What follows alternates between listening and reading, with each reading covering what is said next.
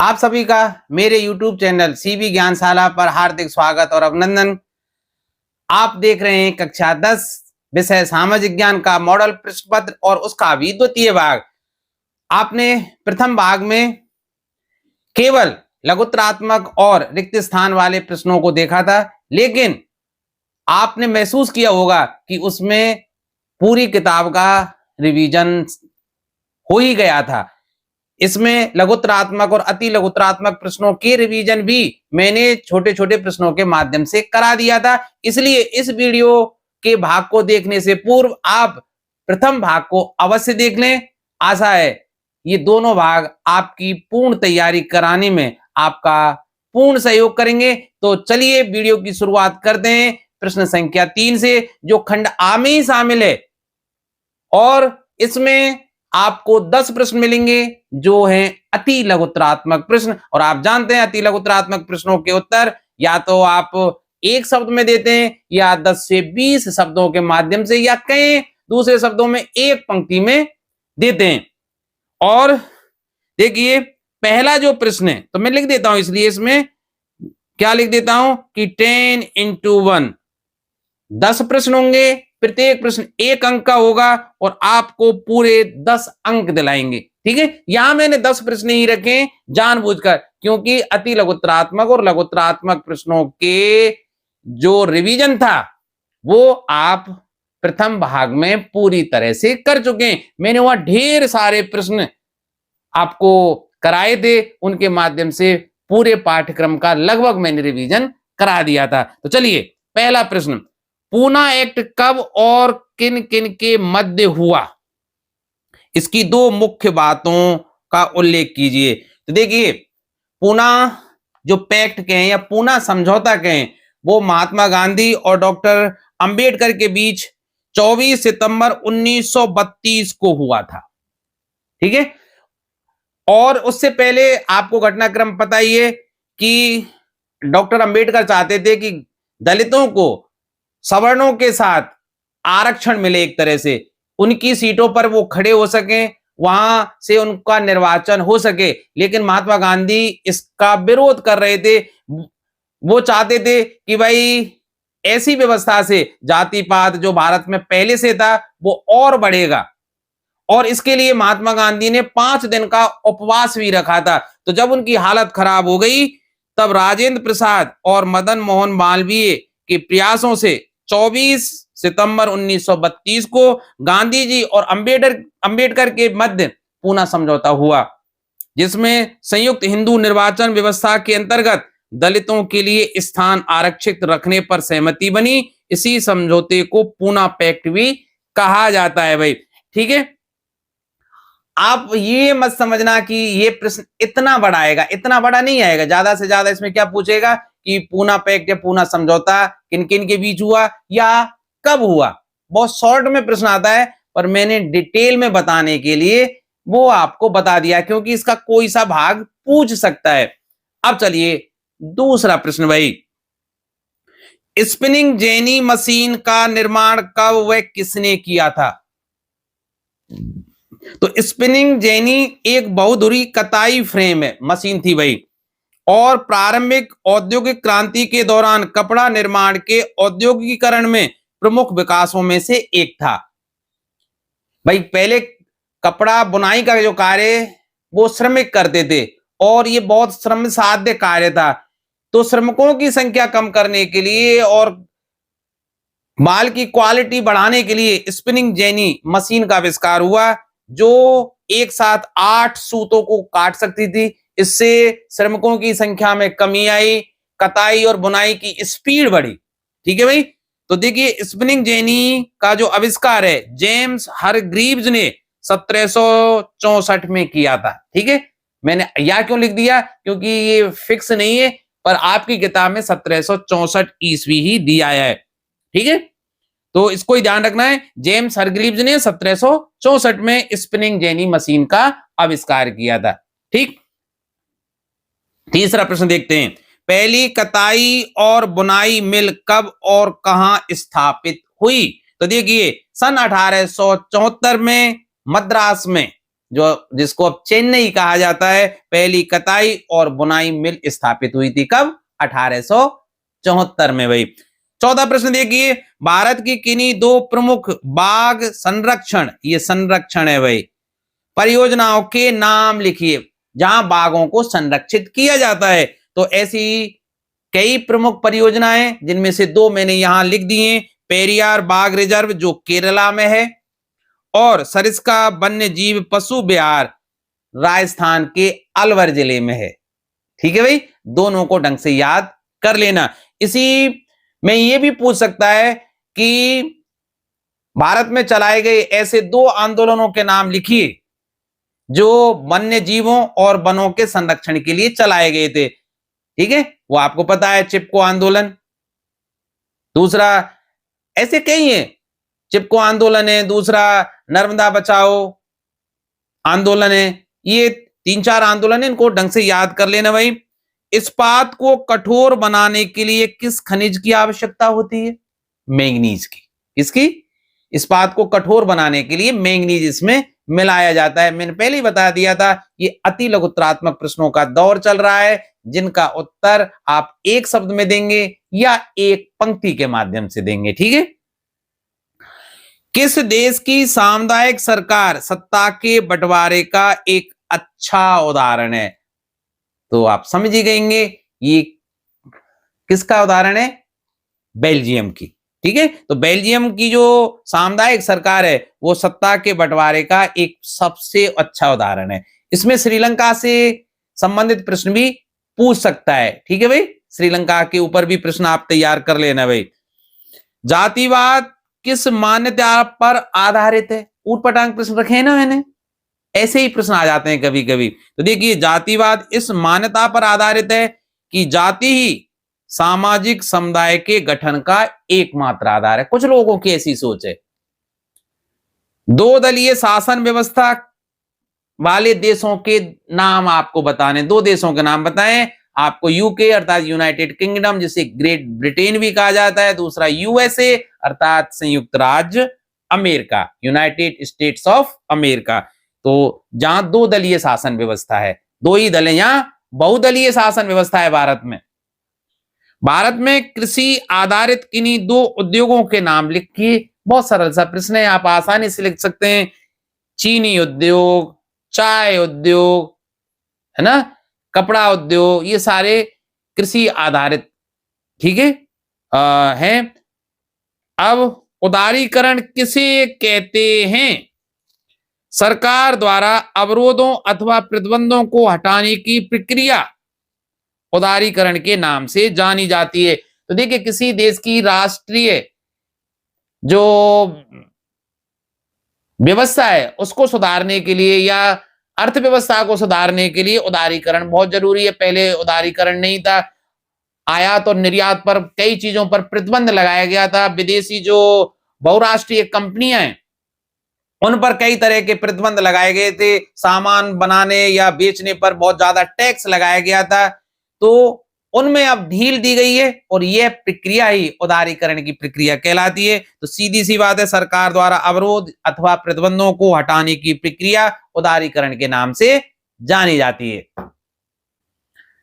तो देखिए, खंड बा में लघुत्रात्मक प्रश्न पूछे जाएंगे, जिसको आप 30 से 40 शब्दों के हेर फेर में लिखना है आपको। ठीक है भाई, पहला प्रश्न है जलियांवाला बाग हत्याकांड और साइमन कमीशन में जो पार्ट दूसरा था उसमें बहुत अच्छे अच्छे प्रश्न हैं, उनको मैंने बहुत अच्छे स्तर से भाग 1 में आपको समझाया था, लगभग 20 प्रश्नों के माध्यम से, और सबको मैंने डिटेल एनालिसिस उनका किया था। तो भाग 1 को आप देख लेना, क्योंकि इसमें से कोई भी प्रश्न आ सकता है। मैंने जलियांवाला बाग और साइमन कमीशन को तो खैर बताया था, जलियांवाला बाग हत्याकांड को वहां नहीं रखा था, तो यहां मैंने इसलिए यहां रख दिया है। ठीक है, इसमें दांडी मार्च, असहयोग आंदोलन, सविनय अवज्ञा आंदोलन, इनमें से कुछ भी पूछ सकता है। ठीक है भाई, चौथे प्रश्न में तो देखिए, जलियांवाला बाग हत्याकांड हालांकि छोटा आएगा, पर मैंने पहले ही कह दिया है, बड़ा लिख दिया है, क्योंकि भाई आप सुनने के पश्चात पेपर के समय कुछ भूलोगे भी थे हैं, तो भूलोगे कुछ, तो आप इतना ही आप लिख पाओगे। तो 13 अप्रैल 1919 को अमृतसर के जलियांवाला बाग में हत्याकांड हुआ, सैकड़ों लोग मारे गए। 13 अप्रैल को बैसाखी मेले में शामिल होने हेतु बहुत सारे ग्रामीण जलियांवाला बाग में एकत्रित हुए। बहुत सारे लोग वहां एकत्रित क्यों हुए थे? रॉलट एक्ट तथा अपने प्रिय नेताओं की गिरफ्तारी का विरोध करने के लिए वहां इकट्ठा हुए थे। लोगों को इस बात की जानकारी नहीं थी कि शहर में मार्शल लॉ लागू किया जा चुका है।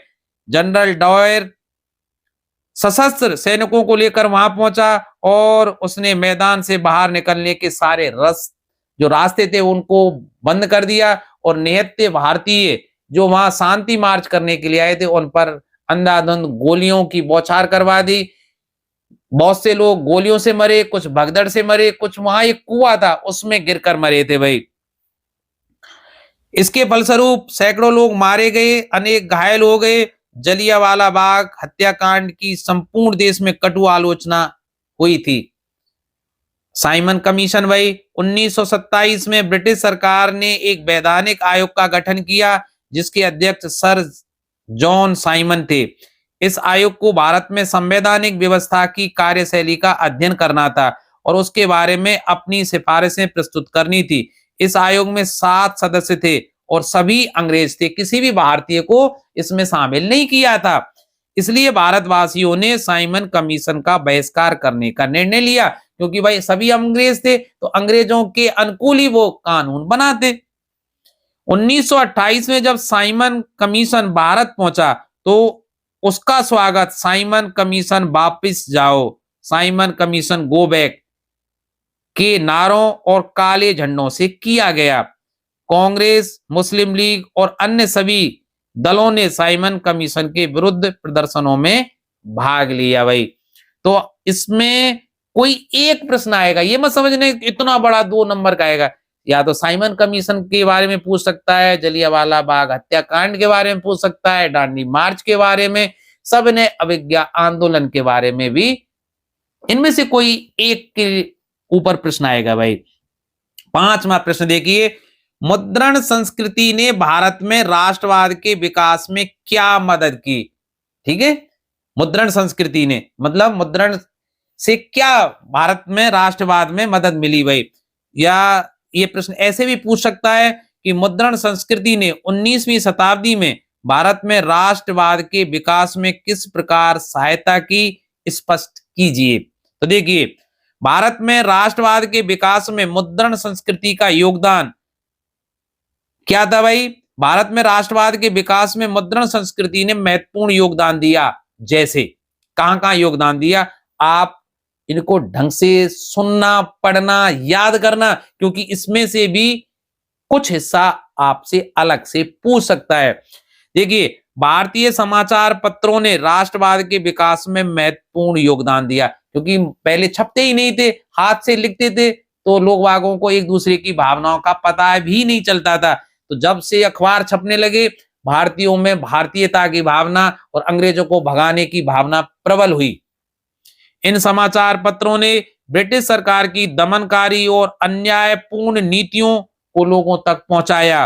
रंगभेद की नीति के बारे में बताया कि अंग्रेज किस तरह से हमारे साथ रंगभेद करते हैं। आर्थिक शोषण की नीति की भी कटु आलोचना की और लोगों तक इन विचारों को पहुंचाया कि भाई अंग्रेज कैसे भारतीयों का दमन कर रहे हैं, अन्यायपूर्ण नीतियों से, रंगभेद की नीति से, आर्थिक शोषण की नीति से भारतीयों को कुचल रहे हैं, दबा रहे हैं, उनका शोषण कर रहे हैं। इन सभी चीजों को आम लोगों तक पहुंचाया अखबारों के माध्यम से, मुद्रण प्रणाली के माध्यम से, तथा भारतीयों में देशभक्ति और राष्ट्रीय भावनाओं का प्रसार किया।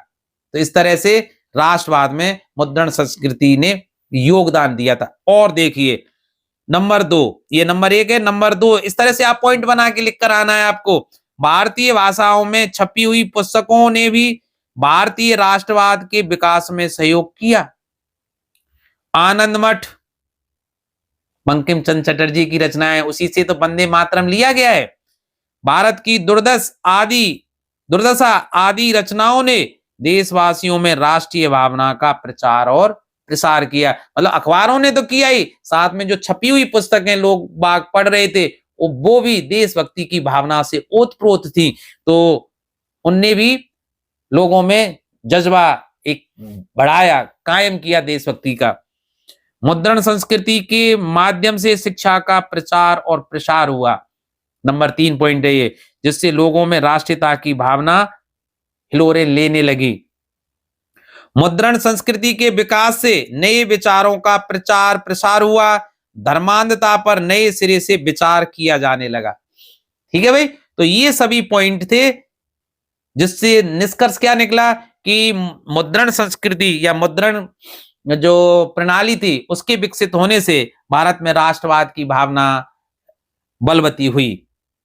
छठा प्रश्न देखिए, पहाड़ी क्षेत्रों में मृदा अपरदन की रोकथाम के लिए क्या क्या कदम उठाने चाहिए? तो देखिए, पहाड़ी क्षेत्रों में मृदा अपरदन की रोकथाम के लिए निम्नलिखित कदम उठाए जाने चाहिए। आप ऐसे ही आंसर लिखें, डायरेक्ट ना लिखें, जिससे एक मनोवैज्ञानिक प्रभाव पड़ता है परीक्षक पर कि यार बच्चा बहुत सिस्टमेटिक ढंग से एक अच्छे बच्चे की तरह उत्तर लिख रहा है, तो क्यों ना इसको पूरे अंक प्रदान किए जाएं।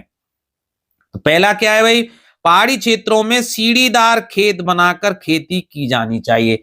सीढ़ीदार खेत बनाएंगे तो एक क्षेत्र की मिट्टी दूसरे क्षेत्र में नहीं जाएगी, क्योंकि वो ढलान पर सीधे मिट्टी, ऊपर की जो उपजाऊ मिट्टी है वो नीचे बहकर चली जाती है, और जब सीढ़ीदार खेत होंगे तो ऊपर की मिट्टी धीरे धीरे उन सीढ़ियों के दार जो खेती है उसमें रुक जाएगी भाई।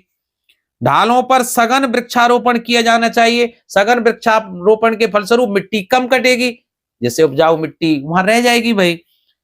ढाल वाली भूमि पर समोच्च जुताई की जानी चाहिए, ठीक है, जिससे पानी अंदर अवशोषित हो सके। तो ये 3 पॉइंट आपको लिख के आने, 3 में से कम 2 पॉइंट 2 नंबर के लिए तो आप लिखेंगे ही भाई। अगला प्रश्न, चाहे तो ये आ सकता है, मैंने यहां नंबर नहीं डाला है, या ये प्रश्न आ सकता है, तो दोनों में कोई एक प्रश्न आपको याद करना है भाई, दोनों ही करना है भाई आप। तो जैव और अजैव संसाधन क्या होते हैं, उदाहरण दें। तो देखिए, जैव संसाधन वे संसाधन जिनकी प्राप्ति जीव मंडल से होती है, सजीवों से होती है, और उनमें जीवन पाया जाता है, जैव संसाधन कहलाते हैं। जैसे मनुष्य, पशु, वनस्पति, ये सब जैव संसाधन है भाई, ठीक है। अजैव संसाधन वे संसाधन जिनका निर्माण निर्जीव वस्तुओं से हुआ है, अजैव संसाधन कहलाते हैं। जैसे चट्टानें, धातुएं, ये सब अजैव वो है भाई। 7वां प्रश्न देखिए, राजस्थान के अर्ध शुष्क क्षेत्रों में वर्षा जल संग्रहण किस प्रकार किया जाता है, उदाहरण दीजिए या व्याख्या कीजिए। तो देखिए, पहली तकनीक खादीन एवं जोहड़, ये क्या पढ़ा रहे हैं भाई, राजस्थान के अर्ध शुष्क क्षेत्रों में वर्षा जल को किस प्रकार संग्रहित किया जाता है। देखिए, राजस्थान के अर्ध शुष्क और शुष्क क्षेत्रों में खेतों में वर्षा के जल को एकत्रित करने के लिए गड्ढे बनाए जाते हैं, जिससे भूमि की सिंचाई की जा सके। बाद में वर्षा का जल उन गड्ढों में एकत्रित कर लेते हैं, बाद में इसका उपयोग पीने के लिए भी करते हैं और सिंचाई के लिए भी करते हैं। संरक्षित जल को कृषि के काम में प्रयुक्त किया जा सकता है। राजस्थान के जैसलमेर जिले में खादीन तथा अन्य क्षेत्रों में जोहड़ इसके उदाहरण है, ठीक है। राजस्थान के जैसलमेर जिले में, अब प्रश्न ये न्यू टाइप में भी आ सकता है कि खादीन कहां पाए जाते हैं भाई, और ये क्या है। तो जैसलमेर में वर्षा के जल को संग्रहित करने के लिए खेतों में गड्ढे बना लिए जाते हैं, और अन्य क्षेत्रों में इसको क्या कहा जाता है, जोहड़ कहा जाता है। टांका नंबर 2 भाई, ये भी जब वर्षा के जल को संग्रहित करने की विधि है। टांका अथवा भूमिगत टैंक, है ना, वाटर टैंक जो आजकल बनवा रहे हैं सब। राजस्थान के अर्ध शुष्क और शुष्क क्षेत्रों में, विशेष रूप से बीकानेर, फलौदी और बाड़मेर में लगभग प्रत्येक घर में पीने का पानी संग्रहित करने के लिए भूमिगत टैंक अथवा टांका हुआ करते थे। इसका आकार एक बड़े कमरे के समान होता है। फलौदी में एक घर में 6.1 मीटर गहरा और 4.27 मीटर लंबा और 2.4 मीटर चौड़ा टांका प्राय पहले खोदा जाता था। टांका यहाँ सुविकसित छत वर्षा जल संग्रहण तंत्र का अभिन्न हिस्सा होता है। और आजकल तो ये गवर्नमेंट ने इसको, मैं तो ये कह रहा हूं सब घरों में कॉमन कर देना चाहिए, जिससे वर्षा का जल भूमिगत जल को रिचार्ज कर सके। वर्षा के जल को भाई एक टैंक में या बड़े गड्ढे में एकत्रित किया जाना चाहिए, जिससे वर्षा का जल अंदर जा सके। भाई ये घरों की ढलवा छतों से पाइप द्वारा जुड़े होते हैं। छत से वर्षा का जल इन नलों से होकर भूमिगत टांके तक पहुंच जाता है। आप इसको स्क्रीनशॉट लेकर या दोबारा सुनकर याद कर लेना। भाई अगला प्रश्न है, व्यापार से आप क्या समझते हैं? स्थानीय और अंतरराष्ट्रीय व्यापार में अंतर स्पष्ट करें। आप कहेंगे सर ये तो 3 नंबर का सवाल है। अरे यार, केवल स्थानीय और अंतरराष्ट्रीय व्यापार भी पूछ सकता है। तो मैंने जानबूझकर बड़े प्रश्न रखे जिससे कोई अनहोनी स्थिति में आप फंसे नहीं। ठीक है, तो व्यापार क्या है पहले समझिए।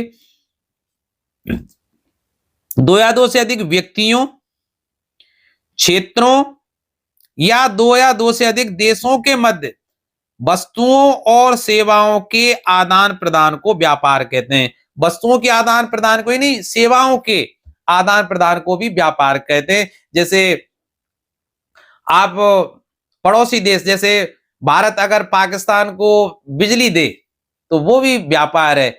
या उससे कोई चीज ले, चीनी की आयात कर ले, टमाटर मंगा ले। अब तो खैर पाकिस्तान वैसे ही भूखा मर रहा है, मैं तो केवल वैसे ही कह रहा हूं भाई। तो अब स्थानीय और अंतरराष्ट्रीय व्यापार में अंतर देख लेते हैं। तो मैंने 2 कॉलम बना के आपको अच्छे ढंग से समझाने की दृष्टि से लिख दिया है। भाई देखिए, स्थानीय व्यापार क्या होता है? एक क्षेत्र में व्यक्तियों अथवा स्थानों के बीच होने वाले व्यापार को स्थानीय व्यापार कहते हैं। जैसे राजस्थान के 2 व्यक्ति या 2 स्थान, जैसे अजमेर और जयपुर का कोई व्यक्ति है, अजमेर और जयपुर के 2 व्यक्ति आपस में कोई वस्तुओं या सेवाओं को आदान प्रदान करें, ठीक है, तो उसको स्थानीय व्यापार कहेंगे। लेकिन अंतरराष्ट्रीय व्यापार में 2 या 2 से अधिक देशों के बीच होने वाले व्यापार को अंतरराष्ट्रीय व्यापार कहते हैं। भाई अब स्थानीय व्यापार में स्थानीय व्यापार स्थानीय लोगों के बीच में होता है, ठीक है, जबकि अंतरराष्ट्रीय व्यापार 2 या 2 से अधिक देशों के बीच में होता है। स्थानीय व्यापार के 2 अंग बेचना तथा खरीदना है। भाई कोई एक बेचेगा, दूसरा खरीदेगा। अंतरराष्ट्रीय व्यापार के 2 अंग निर्यात और आयात कहलाएंगे। भाई किसी दूसरे देश को भेजना निर्यात, दूसरे देश से किसी सामग्री को या सेवा को मंगाना आयात है। भाई स्थानीय व्यापार में देश का धन देश में ही रहता है, लेकिन अंतरराष्ट्रीय व्यापार में विदेशी मुद्रा का आदान प्रदान होता है। ज्यादातर देश डॉलर या यूरो के माध्यम से आदान प्रदान कर दें, लेकिन अब मोदी सरकार की बढ़िया नीतियों के कारण ऐसा हो रहा है कि रुपए में भी अंतरराष्ट्रीय व्यापार शुरू होने की पूरी संभावना, कुछ देशों में तो शुरुआत हो भी चुकी है। प्रश्न संख्या 9 देखिए, सत्ता का विभाजन क्यों आवश्यक है? भाई अगर सत्ता का विभाजन नहीं करेंगे तो शासक निरंकुश हो जाएंगे और निरंकुश होकर जनता का दमन करेंगे, इसलिए सत्ता का विभाजन अनिवार्य है। तो देखिए, सत्ता का विभाजन इसलिए आवश्यक है क्योंकि इससे लोकतंत्र में प्रत्येक व्यक्ति को हिस्सेदारी मिलती है। सभी समूह संतुष्टि महसूस करते हैं कि भाई हम भी देश के मतलब प्रगति में कुछ योगदान कर रहे हैं, और इससे विद्रोह की संभावना भी कम हो जाती है। भाई सभी अपने काम में लगे रहेंगे। 10वां प्रश्न देखिए, अगर जातिवाद और संप्रदायवाद खराब चीज है तो नारीवाद क्यों अच्छा है? भाई जब हम कहते हैं एक तरफ कि भाई किसी भी प्रकार का वाद, चाहे वो जातिवाद हो, संप्रदायवाद हो, अस्पृश्यता हो, कोई भी बात हो, सब खराब है, तो फिर नारीवाद खराब क्यों नहीं है? हम समाज को जाति, धर्म या लिंग के आधार पर बांटने वाली हर बात का विरोध क्यों नहीं करते फिर? भाई अच्छा प्रश्न है ना, हो सकता है देखिए आ जाए। तो देखिए, जातिवाद और संप्रदायवाद दोनों खराब चीजें हैं। आपको पता है एवरीवन हेट्स दीज थिंग्स नाउएडेज। जातिवाद समाज को जाति के आधार पर और संप्रदायवाद समाज को धर्म के आधार पर बांटता है। लेकिन भारतीय जो राजनीति है ना, अब भी कुछ लोग ऐसे धूर्त किस्म के इसमें हैं जो जातिवाद और संप्रदाय की राजनीति करते हैं और टिकटों का बंटवारा अब भी इसी के आधार पर होता है वैसे। ठीक है, तो ये खराब चीजें दोनों ही। इनके विपरीत नारीवाद नारी के हक की बात करता है। वह समाज में महिलाओं को पुरुषों के समान अधिकार दिलाने को जागरूक करता है। अतः नारीवाद अच्छा है।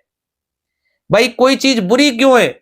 यदि उससे समाज और देश को नुकसान हो रहा है तो वो बुरी चीज है, लेकिन नारीवाद से देश को कोई नुकसान नहीं हो रहा है।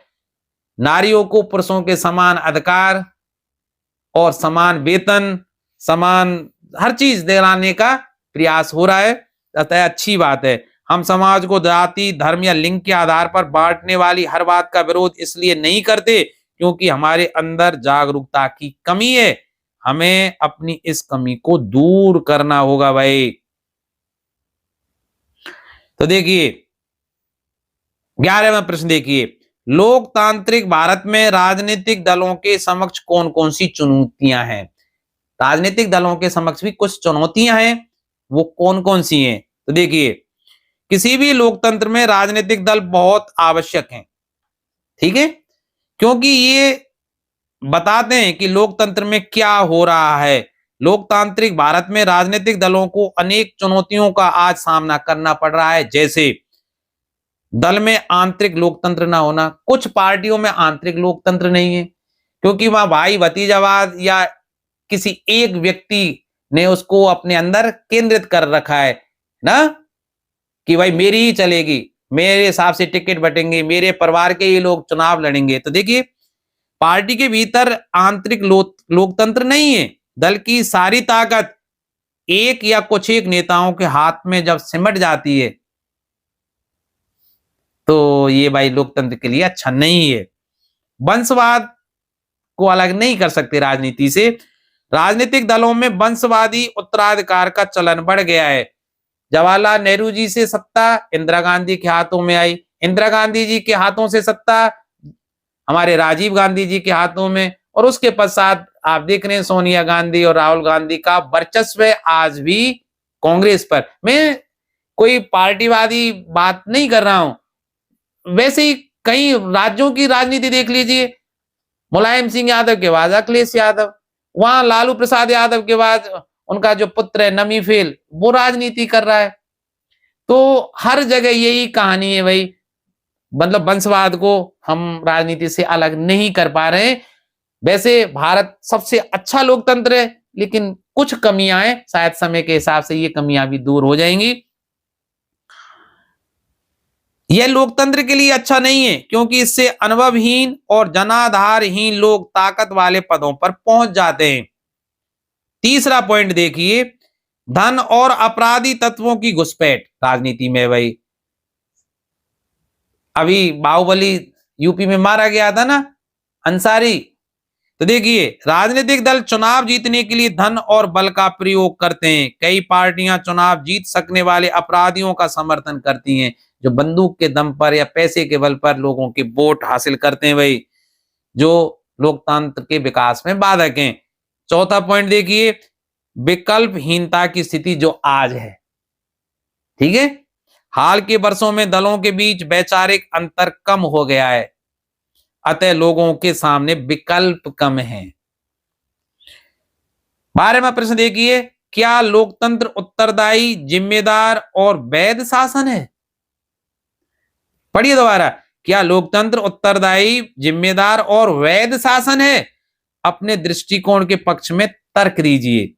देखिए लोकतंत्र एक उत्तरदायी, जिम्मेदार और वैध सरकार का गठन निम्न प्रकार से करता है। नंबर 1, उत्तरदायी सरकार। लोकतंत्र एक उत्तरदायी सरकार का गठन करता है क्योंकि यह नियमित, स्वतंत्र और निष्पक्ष तरीके से चुनाव संपन्न कराता है, जैसे हमारे देश में होते हैं, तथा सरकार का निर्माण जनता द्वारा निर्वाचित प्रतिनिधियों के माध्यम से होता है। लोकसभा है तो उसमें जितने भी लोग जो सांसद चुनकर आते हैं उनके किस पार्टी का बहुमत है और उसका दल का नेता ही प्रधानमंत्री बनता है। इसी तरह राज्यों में विधानसभा में जो पार्टी बहुमत में आती है उसका नेता मुख्यमंत्री के रूप में शपथ लेता है भाई। इसके अलावा नंबर 2 है पॉइंट, जिम्मेदार सरकार। इसमें देखिए लोकतंत्र एक जिम्मेदार सरकार का गठन करता है, क्योंकि लोकतंत्र में जनता को लिए गए निर्णयों के बारे में न सिर्फ जानने का अधिकार है बल्कि उसके पास इसके साधन भी उपलब्ध हैं। नंबर 3 क्या है, वैध सरकार। लोकतांत्रिक सरकारें जनता द्वारा निर्वाचित प्रतिनिधियों की सरकारें होने के कारण वैध सरकारें होती हैं। इन्हें जन सामान्य की स्वाभाविक स्वीकृति मिलती है। नंबर 3 देखिए, नंबर 13 सॉरी, विकास मापने का यूएनडीपी का मापदंड किन पहलुओं में विश्व बैंक के मापदंड से अलग है। देखिए, विश्व बैंक देशों के विकास को मापने हेतु प्रति व्यक्ति आय के मापदंड का प्रयोग करता है, जबकि यूएनडीपी के मापदंड में प्रति व्यक्ति आय के अतिरिक्त शैक्षिक और स्वास्थ्य स्तर को भी आधार बनाया गया है। इस प्रकार यूएनडीपी का मापदंड विश्व बैंक के मापदंड से अधिक बेहतर है। विश्व बैंक तो केवल क्या करता है कि किसी देश में प्रति व्यक्ति आय को आधार बनाकर कह देता है कि वहां भाई स्तर कैसा है, लेकिन यूएनडीपी के मापदंड में प्रति व्यक्ति के साथ साथ प्रति व्यक्ति आय के अतिरिक्त क्या है, शैक्षिक और स्वास्थ्य स्तर को भी, भाई लोगों का शैक्षिक स्तर कैसा है और स्वास्थ्य सुविधाएं कैसी हैं, उनका स्वास्थ्य कैसा है, ये भी देखा जाता है भाई। अतः हम क्या कह सकते हैं कि यूएनडीपी का जो मापदंड है फार बेटर देन विश्व बैंक। बहुराष्ट्रीय कंपनियां अन्य कंपनियों से किस प्रकार अलग हैं। अब देखो, बहुराष्ट्रीय कंपनियां और अन्य कंपनियों में अंतर मैंने लिख दिया है। बहुराष्ट्रीय कंपनियां और अन्य कंपनियां, देखिए अंतर क्या है। बहुराष्ट्रीय कंपनियां एक से अधिक देशों में अपनी औद्योगिक इकाइयां और कार्यालय स्थापित करती है। जो बहुराष्ट्रीय कंपनियां हैं वो ऐसे देखती हैं कि जो भी वो प्रोडक्ट किसी दूसरे देश में बनाएंगी वहां कच्चा माल सुलभ मिल जाए, उनके लिए कुशल और अकुशल जो मजदूर है वो सस्ता मिल जाए, अच्छे इंजीनियर मिल जाए, इंफ्रास्ट्रक्चर मिल जाए, बिजली और अन्य जो जरूरी सुविधाएं वो ढंग की मिल जाए। तो ऐसी जगह जाकर अनेक देशों में कंपनियां, आप जैसे सैमसंग है, बहुत से देशों में इसने कंपनियां खोल रही है। एप्पल है, चीन के बाद अब भारत में भी इसने कंपनी खोल ली है। अमेरिका, अनेक देशों में इन्होंने अपनी कंपनियां खेल रखी हैं।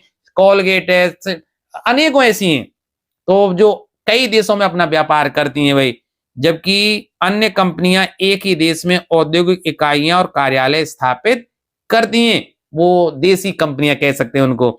इन बहुराष्ट्रीय कंपनियों की दूसरी विशेषता क्या है, इन कंपनियों में पूंजी निवेश अधिक होता है भाई। बहुराष्ट्रीय कंपनियों में पूंजी निवेश अरबों खरबों में होता है, जबकि जो देसी जो कंपनियां हैं उनमें पूंजी निवेश थोड़ा कम होता है बहुराष्ट्रीय कंपनियों की तुलना में।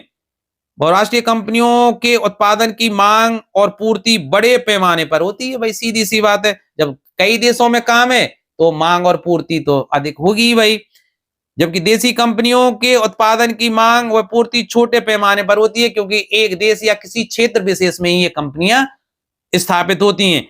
आगे देखिए, इन कंपनियों के उत्पादन की लागत कम होती है, क्योंकि विभिन्न देशों में भाई तो लागत कम आएगी और अधिक लाभ कमाती है, जबकि इन कंपनियों के उत्पादन की लागत अधिक होने के कारण ये कम लाभ कमा पाती हैं। इनका आकार विशाल होता है बहुराष्ट्रीय कंपनियों का, जबकि इनका आकार छोटा होता है।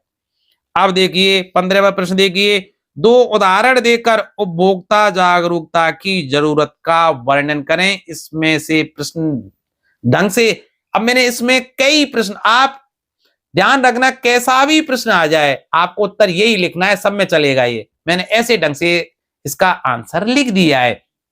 तो देखिए, आज अनेक दुकानदार तथा विक्रेता अपने उपभोक्ताओं को खराब, कम वजन की वस्तुएं तथा अप्रमाणित वस्तुएं बेच देते हैं, जिससे उनके स्वास्थ्य एवं धन का नुकसान होता है। दूसरा उदाहरण, आज भी हम अखबार में कई नीम हकीमों के विज्ञापन देखते हैं, जो लोगों को भ्रमित करने हेतु कई लोगों के उदाहरण देते हुए कई असंभव दावे करते हैं, जो वास्तव में चिकित्सा विज्ञान की दृष्टि से संभव नहीं है तथा जिन पर शोध चल रहा है। कई क्रीमों के विज्ञापन आपने देखे होंगे कि 2 दिन में गोरा बनाए, या 7 दिन में आपके जो गंजे सिर पर बाल उगाड़ने की, या आपको लंबा तगड़ा मजबूत बनाने की, तरह तरह के भ्रमित विज्ञापन आते हैं जो केवल हमें धोखा ही देते हैं। तो ऐसे लोगों से बचाने के लिए उपभोक्ता जागरूकता जरूरी है। इसके अलावा जो पहले पॉइंट में मैंने लिखा था कि कई दुकानदार और विक्रेता आज भी हमको खराब, कम वजन की या अप्रमाणित वस्तुएं बेच देते हैं, जिनसे हमें धन की हानि तो होती है, स्वास्थ्य की हानि भी होती है भाई। उपरोक्त उदाहरणों की भांति अनेक उदाहरण हैं जिनमें उत्पादक तथा विक्रेता उपभोक्ताओं को कई प्रकार से शोषण करते हैं। इन सब का मुख्य कारण उपभोक्ताओं की अशिक्षा और अज्ञानता है। आज भी बहुत से उपभोक्ताओं को अनेक अधिकारों का ज्ञान नहीं है, ये बहुत से, तथा सरकार द्वारा चलाए जा रहे विभिन्न कार्यक्रमों एवं उपभोक्ता से संबंधित कानूनों की जानकारी नहीं है, जिससे वे शोषण का शिकार हो जाते हैं। ऐसी स्थिति में उपभोक्ताओं को जागरूक बनाना अत्यंत आवश्यक है भाई। अब पहुंचते हैं खंड सा। आप जानते हैं खंड सा में प्रत्येक प्रश्न 3 अंक का होगा। उत्तर शब्द सीमा आपकी लगभग 100 शब्द होनी चाहिए, और सबसे खुशी की बात, आपको प्रत्येक प्रश्न में विकल्प मिलेगा, अर्थात चॉइस होगी। आप पहला प्रश्न कीजिए या अथवा वाला दूसरा कीजिए। तो शुरू करते हैं पहले प्रश्न से। तो देखिए, अंतरराष्ट्रीय आर्थिक विनिमयों में 3 तरह की गतियों या प्रवाहों की व्याख्या करें। 3 तरह का विनिमय होता है। कौन सा? व्यापार का प्रवाह, श्रम का प्रवाह, पूंजी का प्रवाह। तो तीनों की व्याख्या आपको करनी है। तीनों प्रकार की गतियों के भारत और भारतीयों से संबंधित एक एक उदाहरण भी आपको देना है, ठीक है। और ये सब बातें उदाहरण देकर आपको संक्षेप में लिखनी है। ये पहला प्रश्न है भाई। इसी का जो अथवा वाला प्रश्न है वो देखिए, G77 देशों से आप क्या समझते हैं? G77 को किस आधार पर आप ब्रेटन वुड्स की जुड़वा संतानों की प्रतिक्रिया कह सकते हैं? आपको ये व्याख्या करनी है। तो चलते हैं पहले प्रश्न के उत्तर पर। तो देखिए, अंतरराष्ट्रीय आर्थिक विनिमयों के प्रवाह, अर्थशास्त्रियों ने अंतरराष्ट्रीय आर्थिक विनिमयों में 3 प्रकार की गतियों या प्रवाहों का उल्लेख किया है। ये प्रवाह निम्नलिखित हैं। सबसे पहला प्रवाह है व्यापार का प्रवाह। प्रवाह का मतलब एक स्थान से दूसरे स्थान तक जाना। देखिए, पहला प्रवाह व्यापार का होता है। 19वीं शताब्दी में व्यापार का प्रवाह मुख्य रूप से वस्तुओं के व्यापार तक ही सीमित था, जिसमें अलग अलग व्यक्ति वस्तुओं के आदान प्रदान के माध्यम से एक दूसरे की आवश्यकताओं की पूर्ति करते थे। जैसे मेरे पास अगर गेहूं है, दूसरे के पास अगर टमाटर है, तो मैं अपना गेहूं देकर दूसरे व्यक्ति के टमाटर को ले आता था, ठीक है। उस समय मुद्रा नहीं थी कि भाई मैं 10 रुपए उसको देकर टमाटर खरीदूं, ऐसा नहीं होता था। सामान के बदले में सामान मिलता था, तो वो क्या कहलाता था? व्यापार प्रवाह भाई, ठीक है। इन वस्तुओं में कपड़ा, गेहूं, कपास आदि सम्मिलित थे। भारत से गेहूं, समस्त प्रकार के कपड़े आदि ब्रिटेन भेजे जाते थे। इसके अलावा नील का व्यापार भी बड़े पैमाने पर होता था, और बदले में वो वहां से बनाया हुआ प्रोडक्ट हमें महंगी दरों पर बेचते थे, ठीक है भाई। अब चलते हैं श्रम का प्रवाह। दूसरा श्रम का प्रवाह होता है। इसमें लोग काम या रोजगार की तलाश में एक स्थान से दूसरे स्थान पर चले जाते हैं। आज विश्व के किसी कोने में आप जाएं, भारतीय आपको अवश्य मिल जाएंगे। भारतीय रेस्टोरेंट, भारतीय कामगार, भारतीय इंजीनियर, भारतीय डॉक्टर हर देश में अपनी पहुंच बनाए हुए हैं। तो भाई ये श्रम का प्रवाह है, ठीक है, जो काम और रोजगार की तलाश में दूसरे देशों पर चले जाते हैं। 19वीं सदी में भारत के लाखों अनुबंधित मजदूरों को बागानों, खदानों और सड़क एवं रेलवे निर्माण परियोजनाओं में काम करने के लिए त्रिनिदाद, गुआना, सूरीनाम, मॉरिशस, ये 3 तो देखिए, ये तो है वेस्ट इंडीज वाले, ठीक है। इसके अलावा मॉरिशस, फिजी, श्रीलंका आदि देशों में ले जाया गया। अनेक देशों में, कीनिया है, अफ्रीका महाद्वीप में भी ले जाए गए थे। छोटे छोटे अनेक देशों में इनको काम कराने के लिए ले जाया गया था, ठीक है, और वो वहां जम गए, बस गए। तीसरा प्रवाह है पूंजी का प्रवाह भाई, ठीक है। इसमें पूंजीपति लोग अल्प अवधि अथवा दीर्घ अवधि के लिए दूर दराज के प्रदेशों में पूंजी का निवेश करते हैं। ब्रिटेन के अनेक पूंजीपतियों ने बागानों, खानों, रेल परियोजनाओं आदि में पूंजी का निवेश किया और उसके माध्यम से अत्यधिक धन कमाया, ठीक भाई। शिकारीपुरी श्राफ तथा नटुकोट्टई चेट्टियार भारत के प्रसिद्ध बैंकर तथा व्यापारी थे, जो मध्य एवं दक्षिण पूर्व एशिया में निर्यातोन्मुखी खेती के लिए ऋण देते थे, ठीक है भाई। अब अथवा वाले पे आ जाते हैं।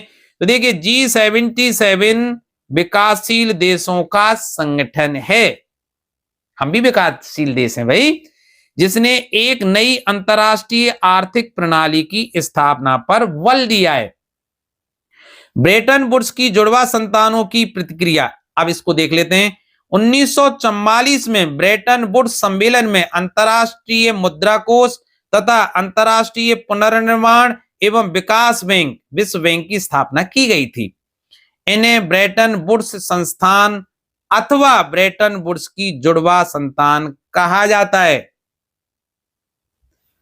इनका उद्देश्य समस्त देशों के विदेश व्यापार में लाभ और घाटे से निपटने तथा युद्धोत्तर पुनर्निर्माण के लिए धन की व्यवस्था करना था भाई। G77 के देश भी इसी प्रकार संगठन बनाकर ऐसी आर्थिक प्रगति लागू करना चाहते थे जिसमें उन्हें अपने संस्थानों पर सही नियंत्रण मिल सके, विकास के लिए अधिक सहायता मिले, कच्चे माल की उचित कीमत मिले तथा तैयार माल को विकसित देशों में बेचने का मौका मिले। इस प्रकार G77 को हम क्या कह सकते हैं, ब्रेटन वुड्स की जुड़वा संतानों की प्रतिक्रिया कह सकते हैं भाई। दोनों के उद्देश्य एक ही थे, G77 जो विकासशील देशों का संगठन है और ब्रेटन वुड्स जो सम्मेलन हुआ था 1944 में, जिसमें अंतरराष्ट्रीय मुद्रा कोष और अंतरराष्ट्रीय पुनर्निर्माण एवं विकास बैंक की स्थापना की गई थी। और इनका उद्देश्य क्या था कि देशों के विदेश व्यापार में लाभ और घाटा होता रहता है भाई, व्यापार में लाभ और घाटा होता रहता है, तो उस स्थिति में व्यापार के लिए या घाटे की स्थिति में धन की व्यवस्था उपलब्ध कराना था जो भी इसके सदस्य थे। इसी तरह G77 के देशों ने भी अपने, जैसे अलग अलग देश हैं, सार्क के देशों ने अपना संगठन बना रखा है, तो ये भी अपने जो संगठन के जो सदस्य हैं उनके बीच धन की व्यवस्था करते हैं, तो वे एक जैसे सिद्धांत पर कार्य कर रहे हैं भाई। अब 17वां प्रश्न देखिए, कृषि उत्पादन में वृद्धि करने के लिए सरकार द्वारा सुझाए गए उपाय सुझाइए। अथवा प्रश्न में ऐसे भी आ सकता है कि कृषि पैदावार बढ़ाने के लिए भारतीय किसानों को किस प्रकार की सहायता कर रही है सरकार, किन्हीं 4 बिंदुओं को स्पष्ट कीजिए, ठीक है। तो देखिए, कृषि उत्पादन में वृद्धि सुनिश्चित करने के लिए सरकार द्वारा निम्नलिखित उपाय किए गए। कौन कौन से उपाय किए गए भाई? देखिए, प्रश्नों का आंसर मैंने कुछ इस तरह से लिखने का प्रयास किया है कि ऐसा कैसा भी प्रश्न आए आप ऐसा आंसर लिखकर कुछ ना कुछ अंक तो प्राप्त कर ही लेंगे, ठीक है। तो संस्थागत सुधार कौन कौन से किए? नंबर 1 है भाई, स्वतंत्रता के उपरांत देश में संस्थागत सुधार करने के लिए क्या किया गया? खेतों की चकबंदी की गई। भाई, किसी व्यक्ति का एक खेत यहाँ है, दूसरा खेत कहीं और दूसरी जगह पर है, तो इस समस्या से निपटने के लिए उनकी चकबंदी की गई। ठीक है भाई, जिससे उनके खेत एक जगह, जैसे मेरा 5 बीघे खेत वहां है, 10 बीघे खेत वहां है, तो मुझे 15 बीघे खेत एक जगह दे दिया गया और दूसरे के लिए वहां व्यवस्था कर दी गई, तो खेतों की चकबंदी की गई। इसके अलावा सहकारिता और जमींदारी आदि को समाप्त करने को प्राथमिकता दी गई। ठीक है। नंबर 2, सिंचाई के साधनों का विस्तार किया गया। नदियों पर बांध बनाकर, कृत्रिम जलाशय बनाकर, नहरों द्वारा खेतों तक पानी पहुंचाकर सिंचाई का विस्तार किया गया। अनेक बांधों का, कृत्रिम जलाशयों का या नहरों का निर्माण किया गया, जिससे सिंचाई की व्यवस्था किसानों के लिए की जा सके। भाई सिंचाई नहीं तो फसल कहां से होगी। सिंचाई सुविधा बढ़ाने के लिए किसानों को ऋण की सुविधा भी दी गई, क्योंकि भाई पहले इंजनों के माध्यम से करते थे, जो डीजल से चलते थे, तो डीजल के लिए पैसा चाहिए। अब तो सरकार लगभग मुफ्त में किसानों को बिजली दे रही है, तो अब तो बहुत कुछ कर रही है सरकार भाई। नंबर 3, रासायनिक उर्वरकों के उत्पादन में वृद्धि। रासायनिक, पहले भाई खेतों को पूरे पोषक तत्व नहीं मिल पाते थे, तो अब तो रासायनिक और जैव खादों का प्रयोग करके किसान अपनी पैदावार बढ़ा रहे हैं। देखिए, रासायनिक खाद उपलब्ध कराने के लिए कई उर्वरक कारखाने देशों के विभिन्न भागों में स्थापित किए गए। पहले हमें जो रासायनिक उर्वरक थे वो विदेशों से आयात करने पड़ते थे। आज भी हम डीएपी खाद है जो डाई अमोनियम फॉस्फेट, वो विदेशों से ही आयात करते हैं, लेकिन अपने बोरों में भरकर अपना लोगो लगा देते हैं। साथ ही उर्वरकों का आयात भी किया जा रहा है, ये सही बात है भाई। नंबर 4, फसलों की बर्बादी को रोकना। अब फसल कैसे बर्बाद होते थे, तरह तरह के कीड़े लग जाते थे फसल में। इसके अलावा फफूंदी लग जाती थी, खरपतवार उगाती थी। तो इन सब से बचाने के लिए, मतलब कीड़ों से, फफूंदी से और खरपतवार से। खरपतवार किसको कहते हैं? किसी फसल के साथ अनावश्यक जो पौधे उगाते हैं उनको खरपतवार कहते हैं भाई। तो कौन कौन सी दवाई आ रही है आजकल? कीटनाशी, जिनके छिड़काव करने से कीड़े मर जाते हैं। फफूंदनाशी, फफूंद भी नष्ट हो जाती है, मतलब छिड़कने की या भुरकने की दवाइयों से। इसके अलावा खरपतवार नाशक दवाइयां उपलब्ध कराकर फसलों को बचाए जाने लगा है आज। 5वां पॉइंट क्या है?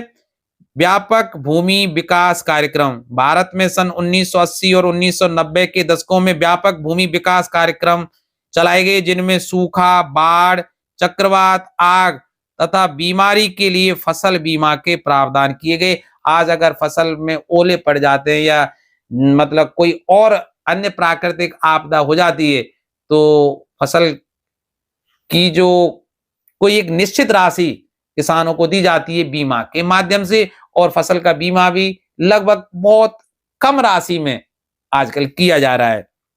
ठीक है भाई। इसके अलावा अन्य किसानों के लाभ के लिए किसान क्रेडिट कार्ड चलाए गए। ठीक है। और व्यक्तिगत दुर्घटना बीमा योजना भी शुरू की गई। क्रेडिट कार्ड से व्यक्ति मन चाहे जब बैंक से लोन ले सकता है, वो भी बहुत सस्ती दरों में, और उसको आसानी से चुका भी सकता है भाई। आकाशवाणी पर, इसके अलावा दूरदर्शन और जो आकाशवाणी है या टीवी पर किसानों को मौसम की जानकारी, आजकल तो ऐप बना दी गई है, आप अपने मोबाइल से मौसम की जानकारी ले सकते हैं और पहले से ही पूर्व तैयारी करके हम अपनी फसलों को बचा सकते हैं।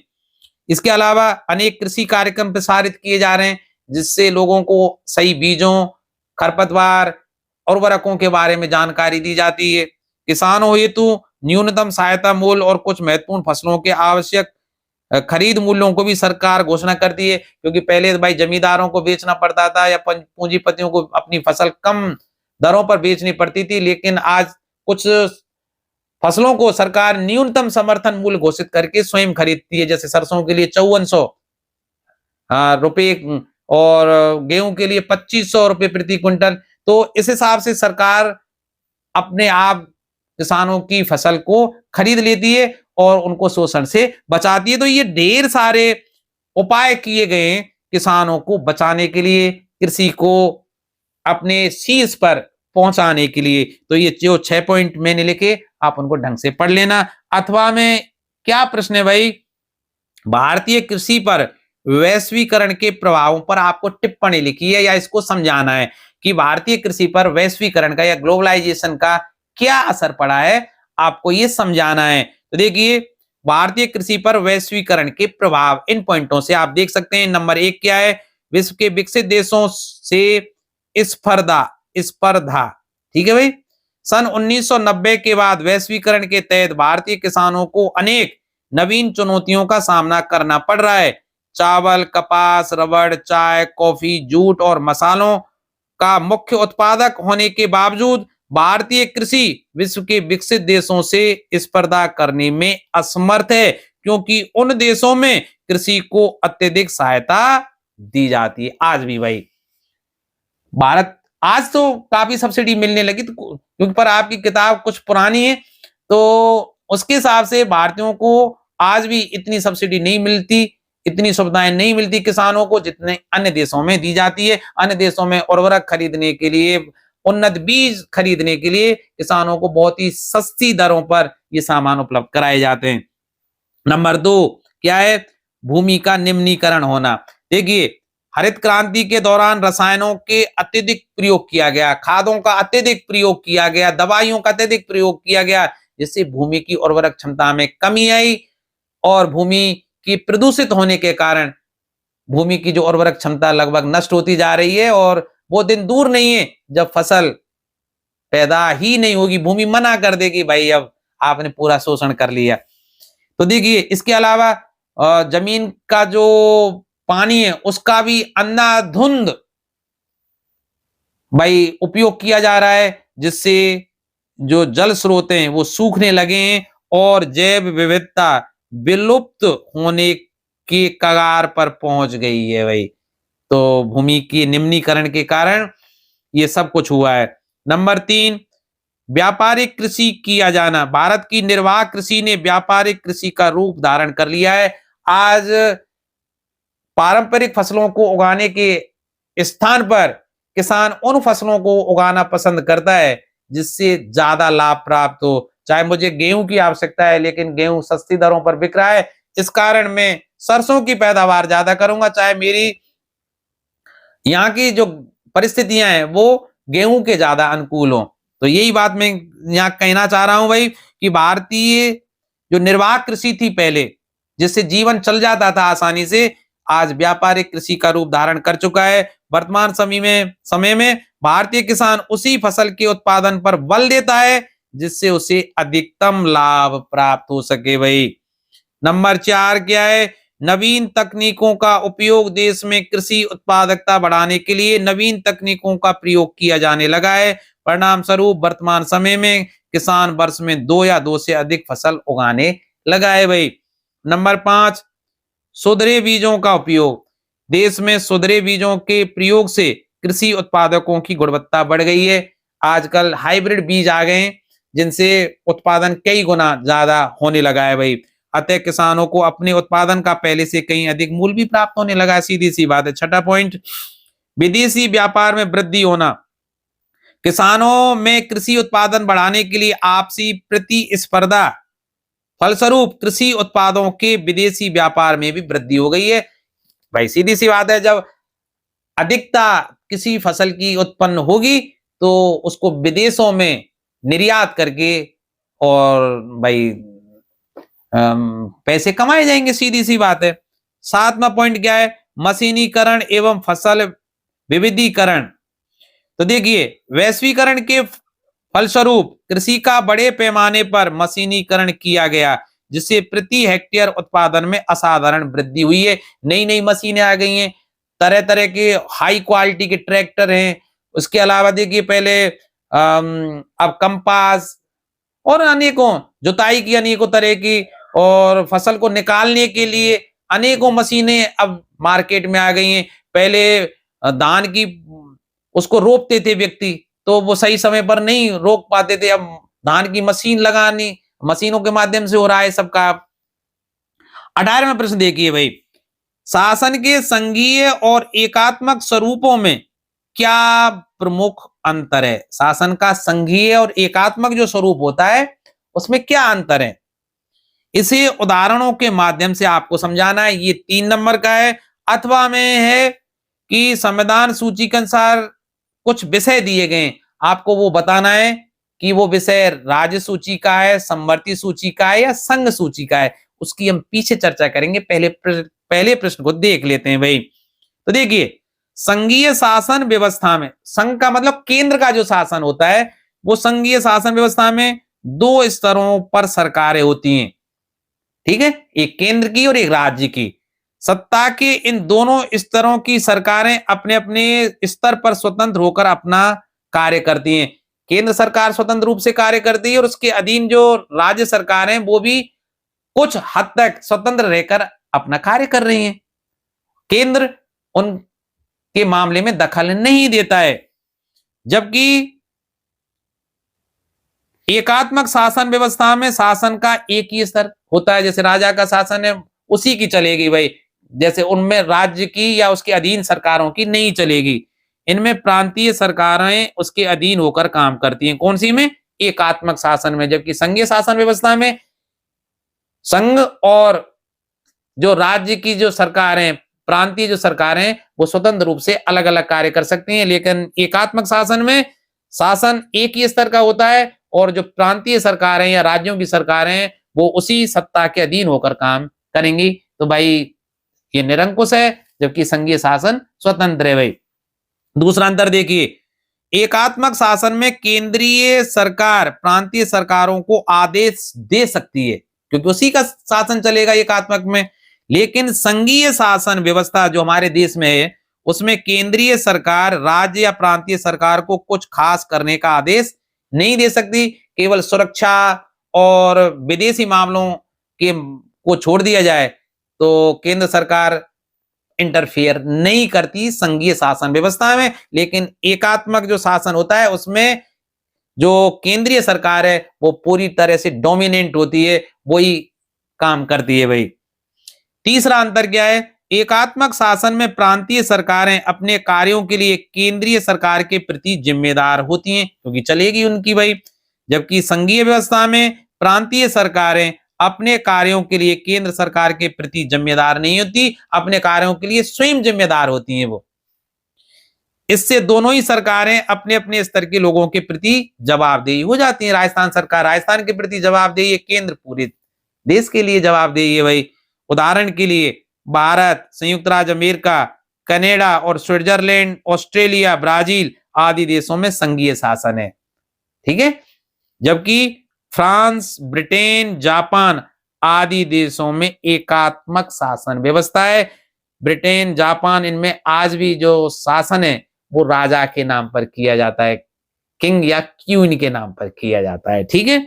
अब अथवा के विषय को देख लेते हैं। देखिए, कुछ विषय दिए गए जो आपको बताने। रक्षा का मामला होता है संघीय सूची में होता है, मतलब ऐसी जिन पर केंद्र का बनाया कानून ही चलता है। तो देखिए, मैं रक्षा किस में चलेगा भाई? संघीय सूची में। तो मैं संघीय सूची के आगे यहां लिख देता हूं रक्षा, ठीक है। पुलिस, अब पुलिस है राज्य का मामला। पुलिस के मामले में केंद्र सरकार कोई हस्तक्षेप नहीं करती, तो पुलिस राज्य सूची में, तो राज्य सूची में पुलिस को लिख दूंगा भाई। कृषि भी राज्य का काम है भाई, अपने किसानों की आप देखभाल करो भाई। हाँ, कुछ सहयोग केंद्र सरकार कर दी है, उसमें उसका कुछ हिस्सा होता है, पर स्वतंत्र रूप से राज्य सरकार को ही दे रखा है भाई, तुम जानो, आप पुलिस को तुम हैंडल करो, खेती को तुम हैंडल करो, शिक्षा को दोनों ही करते हैं भाई, राज्य सरकार भी और केंद्र सरकार भी करती। तो ये समवर्ती सूची का विषय है भाई, तो शिक्षा समवर्ती सूची का है, ये मैंने न्यू टाइप में रखा था भाई।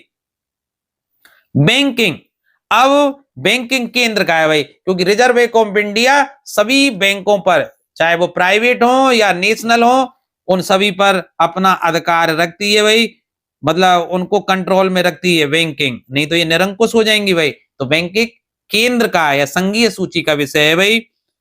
वन, तो वन भाई समवर्ती, वन में केंद्र सरकार और राज्य सरकार दोनों ही का नियम चलेंगे, तो वन भी समवर्ती सूची का विषय है। संचार केंद्र का है भाई, इसमें संचार में तो केंद्र की बनी पॉलिसी ही लागू होगी, वही अपने स्पेक्ट्रम को बेचेगी, कितने में है, एयरटेल को कितना स्पेक्ट्रम बेचना है, बीएसएनएल को कितना, वो संचार का मामला ही संघीय सूची में है भाई।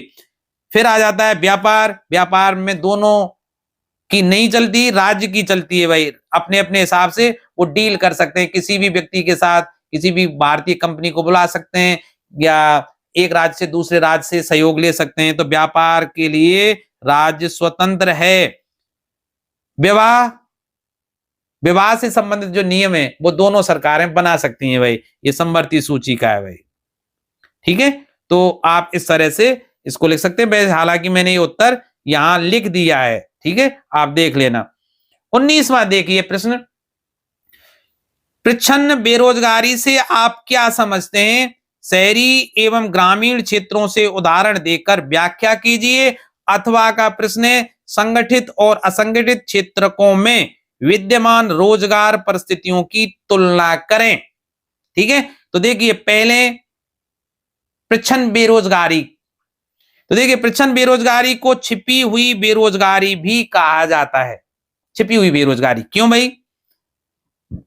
यह अल्प बेरोजगारी का ही एक रूप है। इसमें व्यक्ति को अपनी क्षमता के अनुरूप पूरा कार्य नहीं मिलता है। क्षमता के अनुरूप कार्य नहीं मिलता है। जैसे अगर कोई व्यक्ति एमएससी पढ़ा हुआ है और उसको मजदूरी कराई जाए या उसको किसी प्राइमरी स्कूल में कम तनख्वाह पर रखा जाए जबकि उसमें क्षमता ज्यादा है। मैंने एक उदाहरण दिया है, तो ये किसका रूप है भाई? छिपी हुई बेरोजगारी या प्रच्छन्न बेरोजगारी का एक उदाहरण है, जिसमें व्यक्ति को उसकी क्षमता के अनुरूप कार्य नहीं मिल पाता है। इसमें व्यक्ति रोजगार पर लगा हुआ प्रतीत होता है, किंतु उस व्यक्ति का उत्पादन में कोई योगदान नहीं होता है। उत्पादन में नगण्य उत्पादन करता है वो। यदि उसे उस आर्थिक गतिविधि से हटा दिया जाए तो उत्पादन पर किसी प्रकार का कोई प्रतिकूल प्रभाव नहीं पड़ेगा। प्रच्छन्न बेरोजगारी अथवा छिपी हुई बेरोजगारी प्राय शहरी और ग्रामीण क्षेत्रों दोनों में ही पाई जाती है। अब ग्रामीण क्षेत्रों में कैसी पाई जाती है, शहरी क्षेत्रों में कैसी पाई जाती है, देख लेते हैं उदाहरण। ग्रामीण क्षेत्रों में उदाहरण, प्राय गांवों में देखा जाता है कि एक खेत पर उस खेत के मालिक अथवा कृषक का पूरा परिवार कृषि कार्यों में लगा रहता है। चाहे कोई बच्चा पढ़ा हुआ है, चाहे अनपढ़ है, महिलाएं पुरुष सभी खेतों में लगे हुए हैं, जबकि वास्तव में इतने लोगों की वहां आवश्यकता ही नहीं है। अतः उस खेत पर लगे अतिरिक्त लोगों में छिपी हुई या प्रच्छन्न बेरोजगारी पाई जाती है, क्योंकि एक दो लोगों को अगर हटा भी दिया जाए तो उत्पादकता पर कोई प्रभाव पड़ने वाला है नहीं। ठीक है, दोबारा से आप सुन लेना, समझ में आ जाएगा। शहरी क्षेत्रों में उदाहरण देख लेते हैं। प्राय शहरी क्षेत्रों में कई लोगों को उनकी योग्यता के अनुसार पूरा रोजगार नहीं मिलता है। जैसे कई बार पढ़े लिखे लोगों को रोजगार न मिलने के कारण वे मजदूरी में लगे रहते हैं। अतः वे प्रच्छन्न अथवा अल्प बेरोजगारी के अंतर्गत आ जाते हैं। अब आ जाते हैं संगठित और असंगठित क्षेत्रों में विद्यमान रोजगार परिस्थितियों की तुलना करते हैं भाई। देखिए संगठित और असंगठित क्षेत्रों में विद्यमान रोजगार परिस्थितियों की तुलना निम्न आधार पर की जा सकती है। मैंने कुछ पॉइंट यहाँ लिख दिए हैं। देखिए रोजगार की सुरक्षा, देखिए संगठित क्षेत्रों में श्रमिकों को नियमित रोजगार उपलब्ध होता है। संगठित क्षेत्र होगा तो उसको नियमित रोजगार दिया जाएगा, लेकिन जहां असंगठित क्षेत्र है वहां श्रमिकों को रोजगार के संबंध में असुरक्षा की भावना रहती है, कभी भी ये लोग हटा सकते हैं। ठीक है भाई। दूसरा सरकार के नियंत्रण वाला पॉइंट देखते हैं। संगठित क्षेत्र में प्राय सरकार का नियंत्रण होता है, उसके अधीन उसके नियमों के अधीन वो काम करता है, जबकि असंगठित जो क्षेत्र होता है उस पर सरकार का कोई विशेष नियंत्रण नहीं होता है।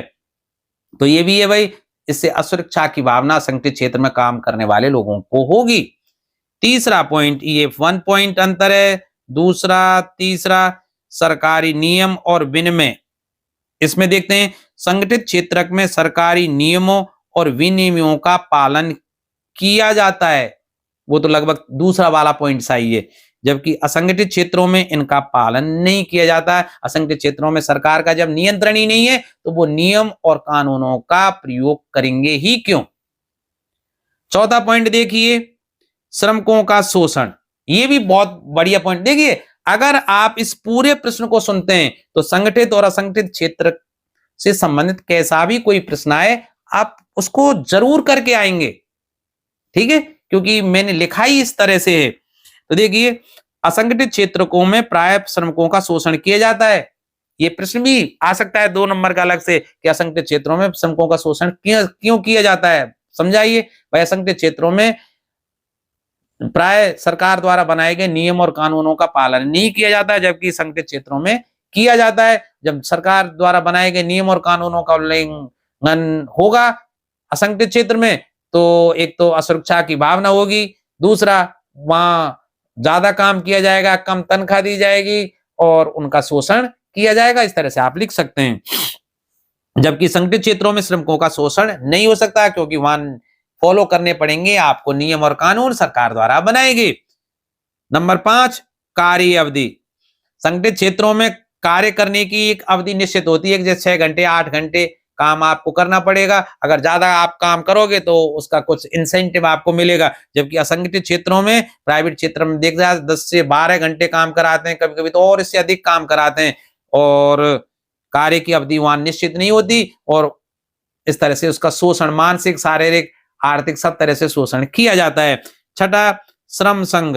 असंगठित क्षेत्रों में श्रम संघों का अभाव पाया जाता है, जबकि संगठित क्षेत्रों में श्रम संघ महत्वपूर्ण भूमिका निभाते हैं। इनकी ऑर्गेनाइजेशन या कुछ बन जाते हैं संगठन, ठीक है, जो अगर कोई गलत काम होता है तो उसका विरोध भी करने लग जाते हैं। इन 6 पॉइंट को आप एक बार फिर सरसरी तौर से देख लेना या वीडियो को रिवर्स करके सुन लेना, आप आसानी से कर पाएंगे। अब बढ़ते हैं हम अपने अंतिम खंड दा की ओर। आपको पता है खंड दा में प्रत्येक प्रश्न 4 अंक का होगा, और खुशी की बात कौन सी है कि आपको विकल्प भी मिलेगा, ठीक है। तो विकल्प के लिए आप हंस दे, हाँ, मैंने एक बात तो अभी यार कही नहीं आप लोगों से, अगर मेरा ये प्रयास आपको पसंद आ रहा है यार, इसको सब्सक्राइब क्यों नहीं कर लेते? चैनल को सब्सक्राइब कर लें भाई, इतना तो आप अनुरोध मान ही सकते हो। और अगर सब्सक्राइब कर भी लिया है तो यार इसको शेयर भी कर दें, लाइक और एक अच्छा सा कमेंट भी लिख दें। इससे मुझे थोड़ी सी आत्मसंतुष्टि तो मिलती है कि चलिए मेरे छात्र मेरी मेहनत को सराह रहे हैं। आपको पता है मैं आर्ट साइड का स्टूडेंट नहीं रहा कभी भी। मैंने एमफिल फिजिक्स से की, इसके अलावा एमएससी गणित से और इंग्लिश से एमए भी कर लिया था, और जिसका मैं अब लेक्चरर भी हूं इस समय। तो मेरी ये सामाजिक ज्ञान विषय भी नहीं है, लेकिन आपके वीडियो को बनाने के लिए मुझे आपकी सभी किताबों का अध्ययन करना पड़ा, उनसे प्रश्नों का संग्रह करना पड़ा, उनको लिखना पड़ा।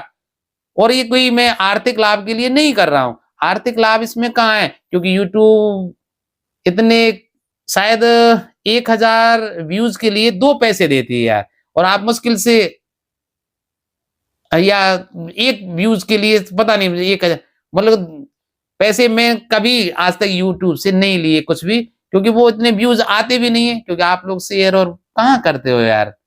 तो मुझे भी थोड़ा सा भद्दा लगता है कि मैं इतनी मेहनत से वीडियो बनाता हूँ और आप कुछ नहीं करते। खैर आपकी मर्जी, जैसा आपको लगे आप देख लेना। खैर चलते हैं 20वां प्रश्न।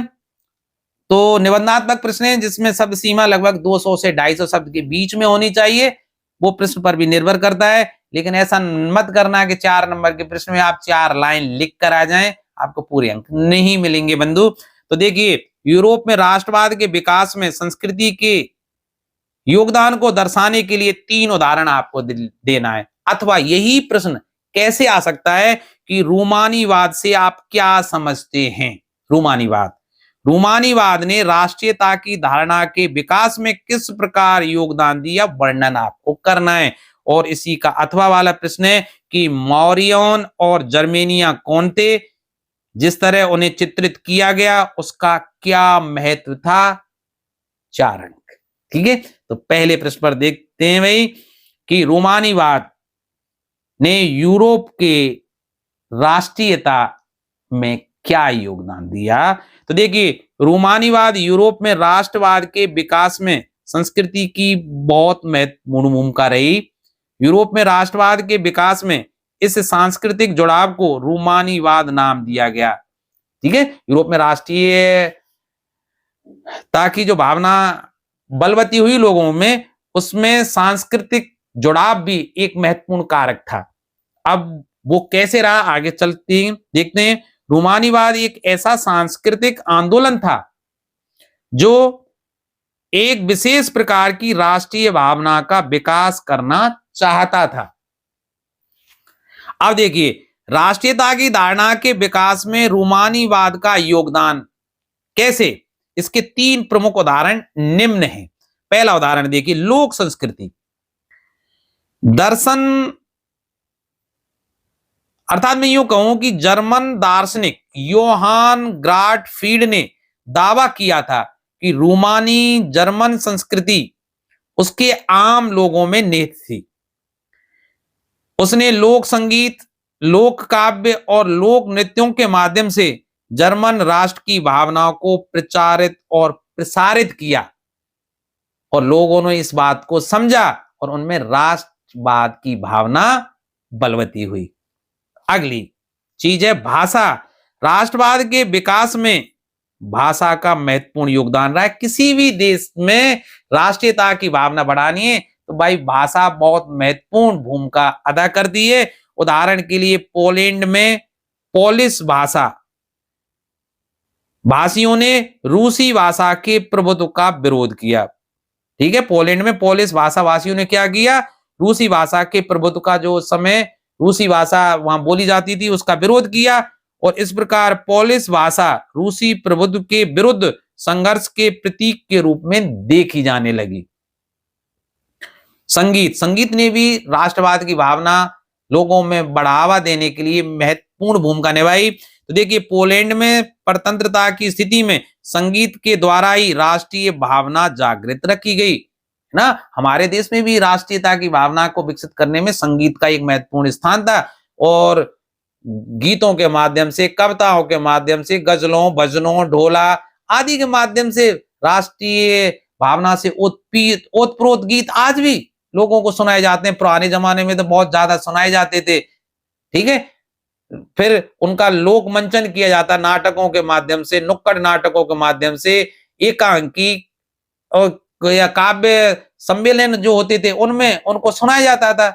आज भी कवि हमारी भावनाओं को राष्ट्र भावना से ओतप्रोत कर देते हैं, ऐसी कविताएं सुनाते हैं, ऐसे गीत, गजल हैं, शेर, शायरी आपको सुनाते हैं जो राष्ट्रीय भावना से भरपूर होती हैं। तो भाई राष्ट्रीयता की भावना जो यूरोप में बढ़ी, उसके लिए लोक संस्कृति, भाषा और संगीत तीनों ही जिम्मेदार थे। आप तीनों को ध्यान से पढ़ लेना, याद कर लेना, मनन कर लेना, और फिर जाके परीक्षा में लिख देना। अथवा वाला प्रश्न देखें, मारियान और जर्मेनिया दो नारियों के चित्र हैं। ये न्यू टाइप में भी आ सकता है, नहीं न्यू टाइप में नहीं आएगा, क्योंकि इसमें से केवल एक प्रश्न, पहला पार्ट है यूरोप में राष्ट्रवाद, जिसमें से केवल एक ही प्रश्न आना है, वो भी 4 नंबर का। इसमें से no objective, no fill in the blanks, रिक्त स्थान की पूर्ति वाला भी कोई प्रश्न नहीं, कोई भी अति लघुत्तरात्मक या लघुत्तरात्मक प्रश्न, सीधे और सीधे एकमात्र प्रश्न आएगा, अथवा लिए हुए 4 नंबर का। देखिए, मारियान और जर्मेनिया दो नारियों के चित्र है। इन्हें राष्ट्रों के रूपकों के रूप में चित्रित किया गया है। मारियान फ्रांसीसी गणराज्य का प्रतिनिधित्व करती हैं, जबकि जर्मेनिया जर्मन राष्ट्र का रूपक हैं। मारियान फ्रांसीसी गणराज्य का और जर्मेनिया जर्मन राष्ट्र का प्रतिनिधित्व करती हैं। भाई ये क्या है, दो नारियों के चित्र हैं जिन्हें राष्ट्रीय रूपकों के रूप में चित्रित किया गया है। अब देखिए, मारियान के बारे में जान लेते हैं।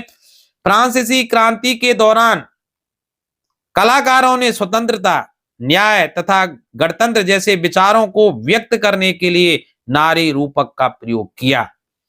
फ्रांस में नारी रूपक को लोकप्रिय ईसाई नाम मोरियन दिया गया। वैसे भारत में होता तो किसी पादरी के नाम पर नहीं होता, वो आप जान रहे हैं किसके नाम पर होता, जिसने जन राष्ट्र के विचार को रेखांकित किया। उसके चिन्ह भी स्वतंत्रता और गणतंत्र के थे। वो चिन्ह कौन से थे, मारियान के चिन्ह कौन कौन से थे, वो सब कैसे थे, लाल टोप पहनाया गया उनको, तिरंगा और कलगी। जर्मेनिया जर्मन राष्ट्र की रूपक थी, जबकि मोरियान फ्रांसीसी राष्ट्र की रूपक थी। फ्रांस में एक डाक टिकट पर मरियान की तस्वीर छपी थी पहले जमाने में। उसकी प्रतिमाओं को सार्वजनिक स्थानों पर लगाया गया ताकि लोगों में राष्ट्रीय भावना जागृत हो सके। जर्मेनिया को बलूत वृक्ष के पत्तों को मुकुट पहने दिखाया गया। इन जबकि मारियान को कैसे दिखाया गया था? लाल टोप, तिरंगा और कलगी के साथ। लेकिन जर्मेनिया को बलूत वृक्ष के पत्तों का मुकुट पहने हुए दिखाया गया, क्योंकि जर्मन लोग क्या है, बलूत को वीरता का प्रतीक मानते हैं।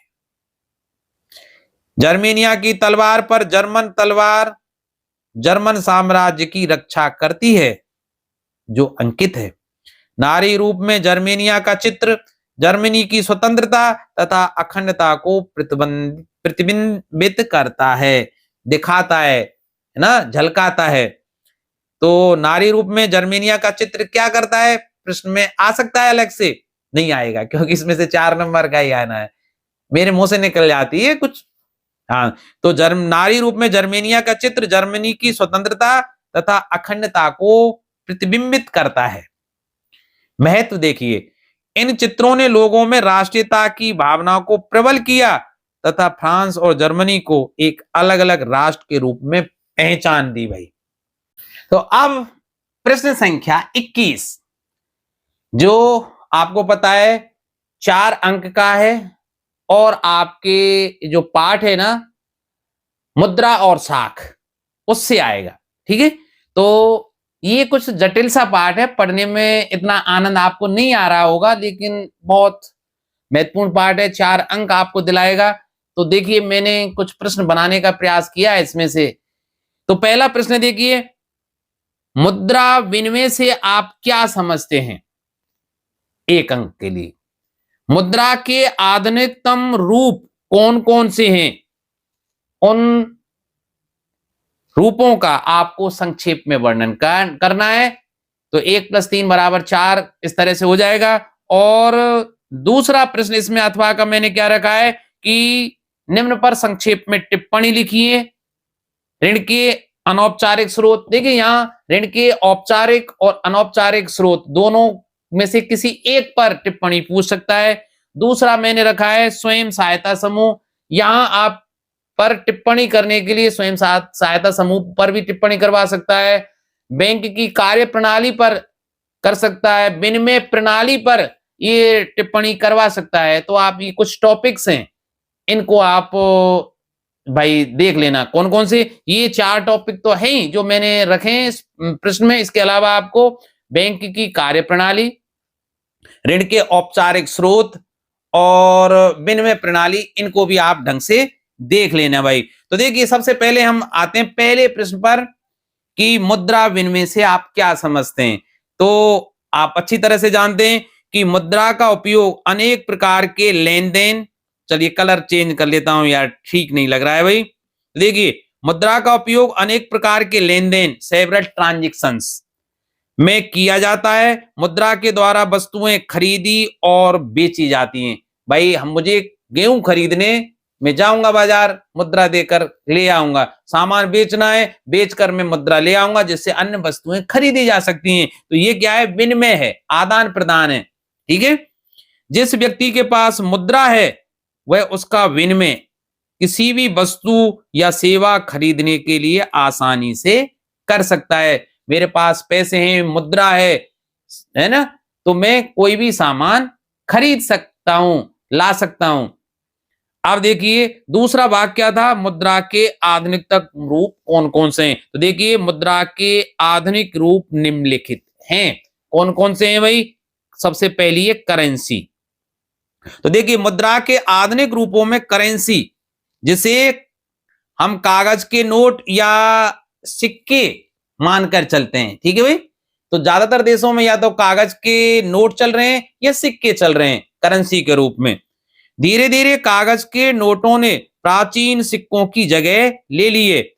ये और बात है कि कम मूल्य वाले सिक्के अभी भी प्रयोग किए जा रहे हैं। ठीक है, अब तो सरकार ने अधिक मूल्य वाले सिक्के भी जारी कर दें। 100 रुपए का सिक्का भी आ रहा है इस समय, 10, 20 इनके भी सिक्के आ रहे हैं। सिक्कों और नोटों को सरकार द्वारा अधिकृत एजेंसी द्वारा जारी करती है। भाई, सरकार एक एजेंसी है। भारत में तो रिजर्व बैंक ऑफ इंडिया सिक्कों को या नोटों को जारी करती है भारत सरकार की तरफ से, ठीक है।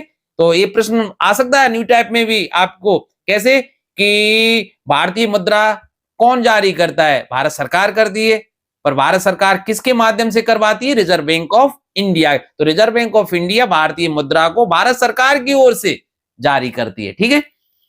भारत में इन नोटों को रिजर्व बैंक ऑफ इंडिया के द्वारा जारी किया जाता है। भारत के करेंसी नोट पर आपको एक वाक्य लिखा हुआ मिलता है कि मैं धारक को इतने रुपए अदा करने का वचन देता हूं। जैसे 500 का नोट है तो मैं धारक को 500 रुपए अदा करने का वचन देता हूं, और नीचे governor reserve bank of India के हस्ताक्षर होते हैं, ठीक है। तो ये रही भाई करेंसी के बारे में। तो करेंसी दो रूप में है, कागज के नोट और सिक्कों के रूप में। कौन जारी करता है भारत में, reserve bank of India, Bharat सरकार की तरफ से, ठीक है। अब बैंकों में निक्षेप या जमा, तो देखिए हम क्या करते हैं, अपनी रोज रोज की जरूरतों की लिए अधिकांश लोगों को बहुत ही कम करेंसी की आवश्यकता होती है। शेष बची राशि को लोग सामान्यतः बैंकों में निक्षेप या जमा के रूप में रखते हैं, ठीक है। निक्षेप का मतलब जमा। बैंक में रखा हुआ रुपया सुरक्षित रहता है और उस पर ब्याज भी मिलता है सेविंग अकाउंट में। आप अपनी आवश्यकता के अनुसार अपने खाते से मन चाहे जब रुपए निकाल भी सकते हैं। चूंकि बैंक खातों में जमा धन को मांग के रूप में निकाला जा सकता है, इसलिए जमा राशि को मांग जमा भी कहा जाता है, ठीक है। तो बहुत आसान सी बात है, आपको याद हो ही गया होगा। तीसरा है चेक द्वारा भुगतान, ठीक है। तो बैंक ने हमें सुविधा दे दी है कि हम बैंक में रोजाना ना जाके किसी भी व्यक्ति को चेक द्वारा भुगतान कर सकते हैं। और आजकल तो ऑनलाइन ट्रांजैक्शन हो रहे हैं, आप यूपीआई के माध्यम से, चेक के माध्यम से, एटीएम के माध्यम से, क्रेडिट कार्ड के माध्यम से, तो आप इसमें बढ़ा सकते हैं। चेक, डिमांड ड्राफ्ट, है ना, क्रेडिट कार्ड, ऑनलाइन आदि के माध्यम से भी भुगतान कर सकते हैं। ये भी सब मुद्रा के क्या है भाई, आधुनिकतम रूप है, ठीक है। तो इसको देखते हैं, चेक द्वारा भुगतान। तो बकाया राशि के भुगतान हेतु चेक का प्रयोग किया जाता है। चेक पर भुगतान पाने वाले व्यक्ति या संस्था का नाम और भुगतान की जाने वाली राशि लिखी होती है। आपने देखा होगा कि ऊपर जिसको भुगतान करना होता है चेक पर उसका नाम लिख देते हैं, और बगल में राइट हैंड साइड में आपको राशि लिखनी होती है अंकों में और शब्दों में, ठीक है, कितनी राशि उसको भुगतान कर रहे हैं। और नीचे जो चेक जारी कर रहा है उसके हस्ताक्षर उस पर लिख जाते हैं भाई, मतलब कर दिए जाते हैं। चेक जारी करने वाले व्यक्ति को चेक के नीचे हस्ताक्षर करने होते हैं। इसके अतिरिक्त भुगतान हेतु डिमांड ड्राफ्ट भी प्रयोग में लाए जाते हैं। और डिमांड ड्राफ्ट में एक और विशेषता होती है कि उसमें जारी करने वाले बैंक के अधिकारी के साइन भी होते हैं, ठीक है। आपके तो नहीं होंगे उसमें, चेक में अपने साइन होते हैं। जैसे मैं चेक जारी कर रहा हूं आपके लिए, तो आपका नाम ऊपर होगा, और मैं आपको जैसे 10,000 रुपए दे रहा हूं, 10,000 रुपए अंकों और शब्दों में लिखे होंगे, और नीचे मेरे उस चेक पर हस्ताक्षर होंगे। लेकिन डिमांड ड्राफ्ट में बैंक वाले के हस्ताक्षर होते हैं, ठीक है भाई। और इसके अलावा आप कौन कौन सी चीजों लिख सकते हैं, वो मैंने अभी बताया था, एटीएम ना, डेबिट और क्रेडिट कार्ड, ठीक है। एटीएम के द्वारा भी आप करेंसी का प्रयोग कर सकते हैं। इसके अलावा यूपीआई और ऑनलाइन ट्रांजैक्शन भी कर सकते हैं। इनको भी आप चाहें तो बढ़ा देना, ठीक है। अब आते हैं हम अथवा, जिसमें मैंने टिप्पणी लिखने के लिए आपसे कहा था, तो मैंने 2 की टिप्पणी यहां लिख दी है, 2 आप याद कर लेना मेरी तरफ से, ठीक है भाई। तो सबसे पहले अनौपचारिक जो ऋण के स्रोत थे ना, तो मैंने इस प्रश्न को थोड़ा सा घुमा दिया है, वो एक ही प्रश्न हो जाएगा कि अनौपचारिक ऋण का जो स्रोत है वो, या प्रश्न ये भी आ सकता है कि अनौपचारिक ऋण के स्रोतों का कर्जदारों पर पड़ने वाले बुरे प्रभावों का वर्णन कीजिए। ये भी पूछ सकता है कि ऋण के कौन कौन से स्रोत हैं, ठीक है। और औपचारिक की तुलना में अनौपचारिक ऋण के स्रोत किस प्रकार हानिकारक हैं, ठीक है। तो औपचारिक में तो आपके बैंक और सहकारी समितियां हैं, जो एक नियम और कानून के अंतर्गत राज्य सरकार या केंद्र सरकार के अधीन काम करती हैं, केंद्र सरकार के अधीन काम करती हैं, ठीक है। भारत में जो बैंकिंग व्यवस्था है केंद्र सरकार के अधीन कार्य करती है। और अनौपचारिक में आप किसी साहूकार या जमींदार या रिश्तेदार से जब कर्ज लेते हैं तो वो अनौपचारिक ना। तो आप ढंग से इसको भी याद कर लेना, हो सकता है यही प्रश्न आ जाए कि ऋण के स्रोत कौन कौन से हैं, अनौपचारिक और औपचारिक आप लिखेंगे, उसका वर्णन करेंगे, फिर इनका तुलनात्मक अध्ययन आपसे करवा सकता है कि कौन सा श्रेष्ठ है। ऐसे भी ये प्रश्न आ सकता है। ठीक है, तो देखिए, अनौपचारिक ऋण के स्रोतों द्वारा कर्जदारों पर निम्न बुरे प्रभाव पड़ते हैं। अनौपचारिक, भाई मैंने बताया ना, किसी जमींदार से, साहूकार से, रिश्तेदार से या किसी जानकार से अगर ऋण लेंगे तो क्या क्या नुकसान हो सकते हैं। भाई, अनौपचारिक क्षेत्र में ऋणदाताओं की गतिविधियों को नियंत्रित करने वाली कोई संस्था या संगठन नहीं है। ठीक है, क्योंकि सहकारी जो होते हैं ना, औपचारिक औपचारिक ऋणदाता कौन कौन से, बैंक और सहकारी समितियां, इन पर तो नियम और कानून लागू होते हैं, लेकिन इन पर कोई, अनौपचारिकों पर कोई नियम और कानून लागू नहीं होती है, इसलिए वे ऐच्छिक दरों पर ऋण देते हैं। जबकि गवर्नमेंट की बैंक और सहकारी समितियों के लिए ब्याज दर निर्धारित है, जिससे कर्जदारों पर बुरा प्रभाव पड़ता है। भाई, ये इनका कोई नियम लागू नहीं है। आपको 10 रुपए सैकड़ा के हिसाब से भी, मतलब जहां बैंक आपको 10 या 11% मतलब 100 रुपए का ब्याज है, ठीक है, एक माह का आपको कितना, मुश्किल से 1% भी नहीं लगता, 1% के हिसाब से लगता है, जबकि ये 10% का मतलब 10 से 12 गुना ज्यादा चार्ज करते हैं कहीं कहीं तो। ठीक है, तो औपचारिक ऋणदाताओं की तुलना में अनौपचारिक क्षेत्र के ऋणदाता कहीं अधिक ब्याज वसूलते हैं। ये तो मैंने पहले ही बता दिया, इसलिए अनौपचारिक ऋण कर्जदाताओं को अधिक महंगा लगता है। ध्यान रखना, अनौपचारिक में कौन कौन से, हम कर्ज किसी रिश्तेदार से, साहूकार से, जमींदार से या जानकार से लें तो वो मनमानी दरों पर ब्याज लेता है, जिससे व्यक्ति कर्जदार होता चला जाता है। भाई, नंबर 3, कर्जदार की आय का अधिकतर हिस्सा ऋण की अदायगी में ही खर्च हो जाता है, इसलिए कर्जदारों के पास अपने लिए कम आय बचती है। ठीक है, आप इस तरह से इसको लिख देना। दूसरा क्या था, स्वयं सहायता समूह। तो देखिए, मैंने लिख दिया, मैं फिर इसको बता देता हूं। स्वयं सहायता समूह ग्रामीण लोगों का एक ऐसा समूह होता है जिनके सदस्यों की आर्थिक और सामाजिक स्थिति समान होती है। ये सामूहिक प्रयास से अपनी जीवन दशा बेहतर बनाने का प्रयास करते हैं। सामान्यतः समूह में या तो पुरुष या केवल महिलाएं होती हैं, परंतु मिले जुले समूह भी बनाए जा सकते हैं। इसके सदस्य अपनी इच्छा से एक स्वयं सहायता समूह में संगठित होकर अपने समक्ष उपस्थित विशिष्ट समस्याओं, जिन्हें वे अकेले हल नहीं कर सकते, उससे निपटने के लिए चर्चा करते हैं। यह स्वयं प्रेरण से बचत के लिए बनाया गया समूह होता है। इसके सदस्य समूह को संस्थागत रूप देने के लिए हर सप्ताह या 15 दिन में समूह द्वारा निश्चित धनराशि करके एक साधारण निधि का निर्माण करते हैं, जो आगे चलकर समूह की शक्ति बन जाती है। इस निधि का प्रयोग समूह के निर्णय अनुसार जरूरत सदस्यों को उत्पाद तथा उपयोग के प्रयोजन हेतु ऋण के रूप में प्रदान किया जाता है। इससे जरूरतमंदों की आवश्यकताओं की पूर्ति होती है, साथ में निधि में भी वृद्धि होती है। नहीं समझ में आता है तो मैं ढंग से इसको आपको इस तरह से समझा सकता हूं कि भाई देखो, हर व्यक्ति कर्ज नहीं ले सकता। बैंकों में जाएं या सहकारी समितियों में जाएं तो वहां काफी डॉक्यूमेंटेशन, आपसे कई तरह के कागज मंगवाएगा, आपसे खाता खुलवाएगा, आपका पैन कार्ड, आधार कार्ड, हो सकता है पैन कार्ड और आधार कार्ड आपके पास नहीं हो जाए।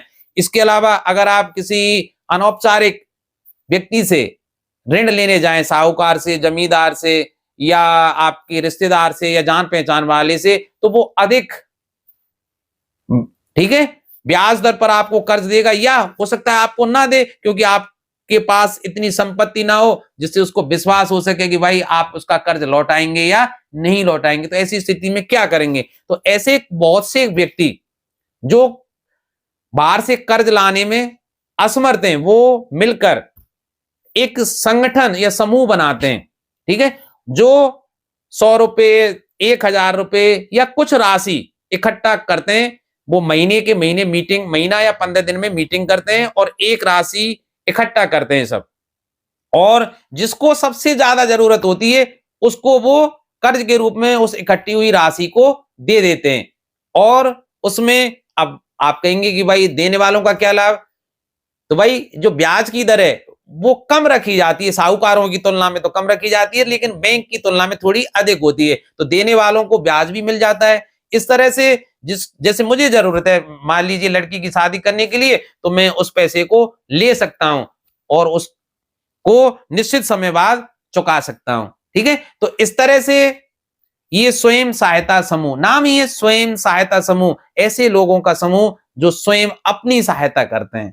ठीक है, तो ये प्रश्न हो गया भाई प्रश्न संख्या 21। ठीक, हम पहुंचते हैं अंतिम प्रश्न पत्र पर, सॉरी अंतिम प्रश्न पर। अंतिम प्रश्न क्या होता है आपके लिए, समझ गए ना, नक्शा से संबंधित होगा। और नक्शा से संबंधित प्रश्न के लिए मैं आपको बता दूं कि आप भाई भारत में जितने भी आणविक संयंत्र हैं उनको तो जरूर याद कर लेना, क्योंकि उनमें से मेरा मन कह रहा है, ठीक है, कि एक प्रश्न जरूर आएगा दूसरा अथवा में। अब दूसरे अथवा में आपको कुछ लौह अयस्क कहां कहां पाए जाते हैं उनको अंकित करवा सकता है, वो स्थान दिए गए होंगे।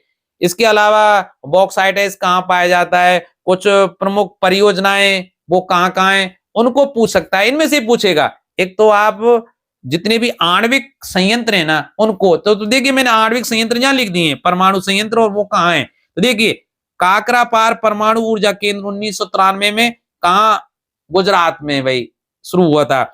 इसके अलावा कल्पक्कम मद्रास परमाणु ऊर्जा केंद्र कहां है, तमिलनाडु में।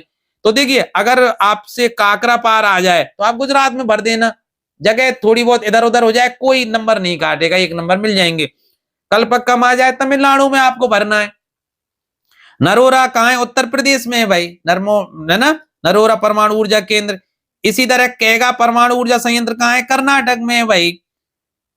इसके अलावा रावत भाटा कहां है, राजस्थान में है।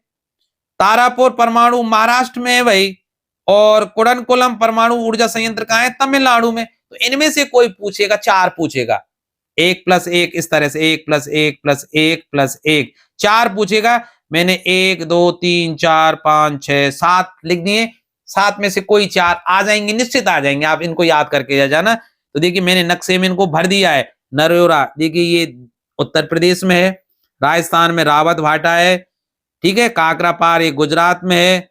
इसके अलावा कैगा ये कर्नाटक में है, ये कुडनकुलम ये तमिलनाडु में, और कल्पक्कम ये भी तमिलनाडु में है।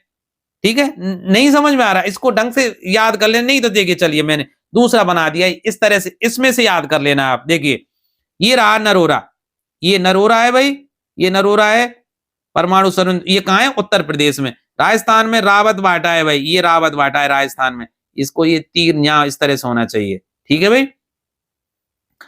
और देखिए ये काकरापार है गुजरात में, ये गुजरात है भाई, ये गुजरात है, तो ये काकरापार है ये यहां, ठीक है। इसके अलावा महाराष्ट्र में तारापुर है, ये तारापुर है भाई महाराष्ट्र में, इसमें लिख रहा है। और यहां देखिए केगा, ये केगा है, ये केगा कहां है, कर्नाटक में। इसके अलावा देखिए इस जगह पर ये जो बना हुआ है ना, ये क्या है, कुडनकुलम है। कौन सा है, कुडनकुलम। और यहां कल्पक्कम, इस जगह पर कल्पक्कम है, ये भी कहां है, तमिलनाडु में भाई, ये तमिलनाडु है।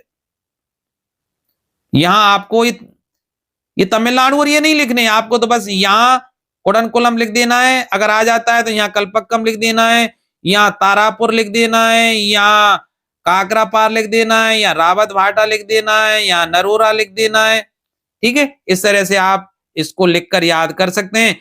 हाँ, अथवा में क्या आ सकता है, नक्शे में और क्या क्या आ सकता है, उसके लिए मैं भाई शशिकांत जी के पास आपको ले चलता हूं। तो सर आप पहले क्या बताने जा रहे हैं? तो हम पहले शुरुआत करेंगे लौह अयस्क खानों से। तो ये आपके सामने देखिए भारत का मैप है, बिल्कुल खाली है, आपको जो मिलेगा बिना लाइनिंग का मिलेगा, लेकिन आपकी सुविधा के लिए हमने ये लाइनिंग वाला नक्शा लिया है।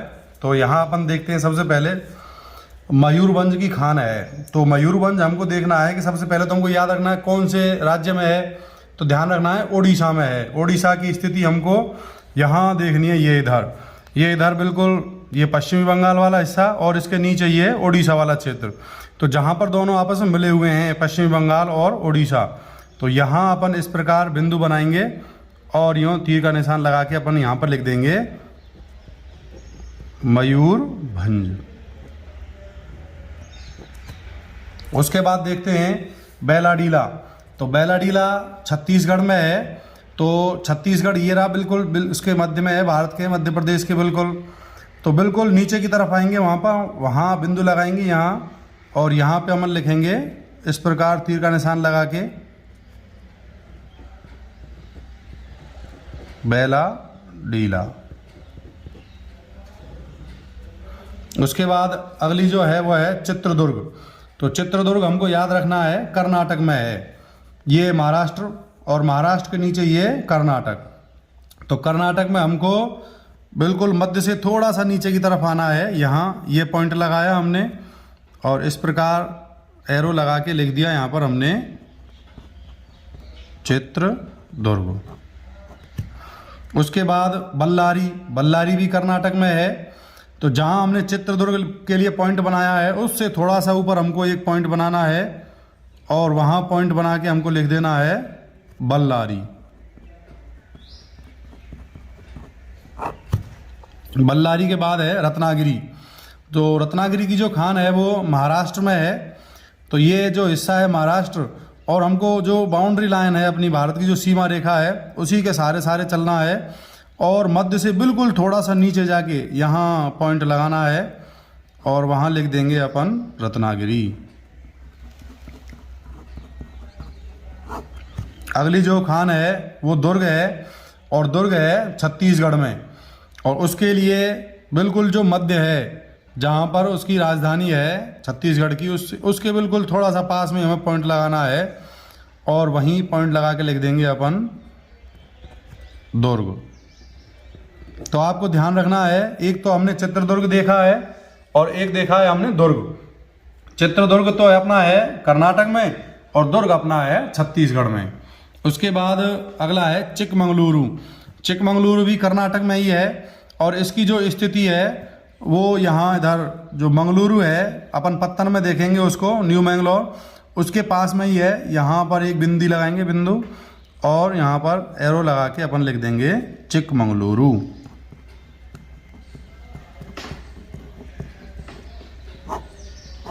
तो ये कुछ लौह अयस्क की खाने हैं जो महत्वपूर्ण हैं नक्शा की दृष्टि से। तो आप भरने के लिए सबसे पहले हमको करना क्या है कि इनके खानों के साथ में उनके राज्य का नाम भी हमको याद रखना है, उसी के बाद हम इनको आसानी से भर पाएंगे। तो मैप के क्रम में अपन आगे की तरफ बढ़ते हैं। अपन देखेंगे अब तेल क्षेत्रों को। तो तेल क्षेत्र कुछ 4-5 प्रमुख हैं, जिनमें पहला है डिगबोई। तो ये असम में अपन जाएंगे। ये जो 7 राज्य हैं भारत के बिल्कुल पूर्वोत्तर में, उनमें अपन को देखना है कि असम में यहाँ बिल्कुल ऊपर की तरफ यहाँ ये इस प्रकार निशान लगाएंगे अपन यहाँ कोने पे और वहाँ लिखेंगे अपन डिगबोई। और डिगबोई के ही पास में अपन को एक और निशान लगाना है और उस स्थान का नाम है नाहरकटिया।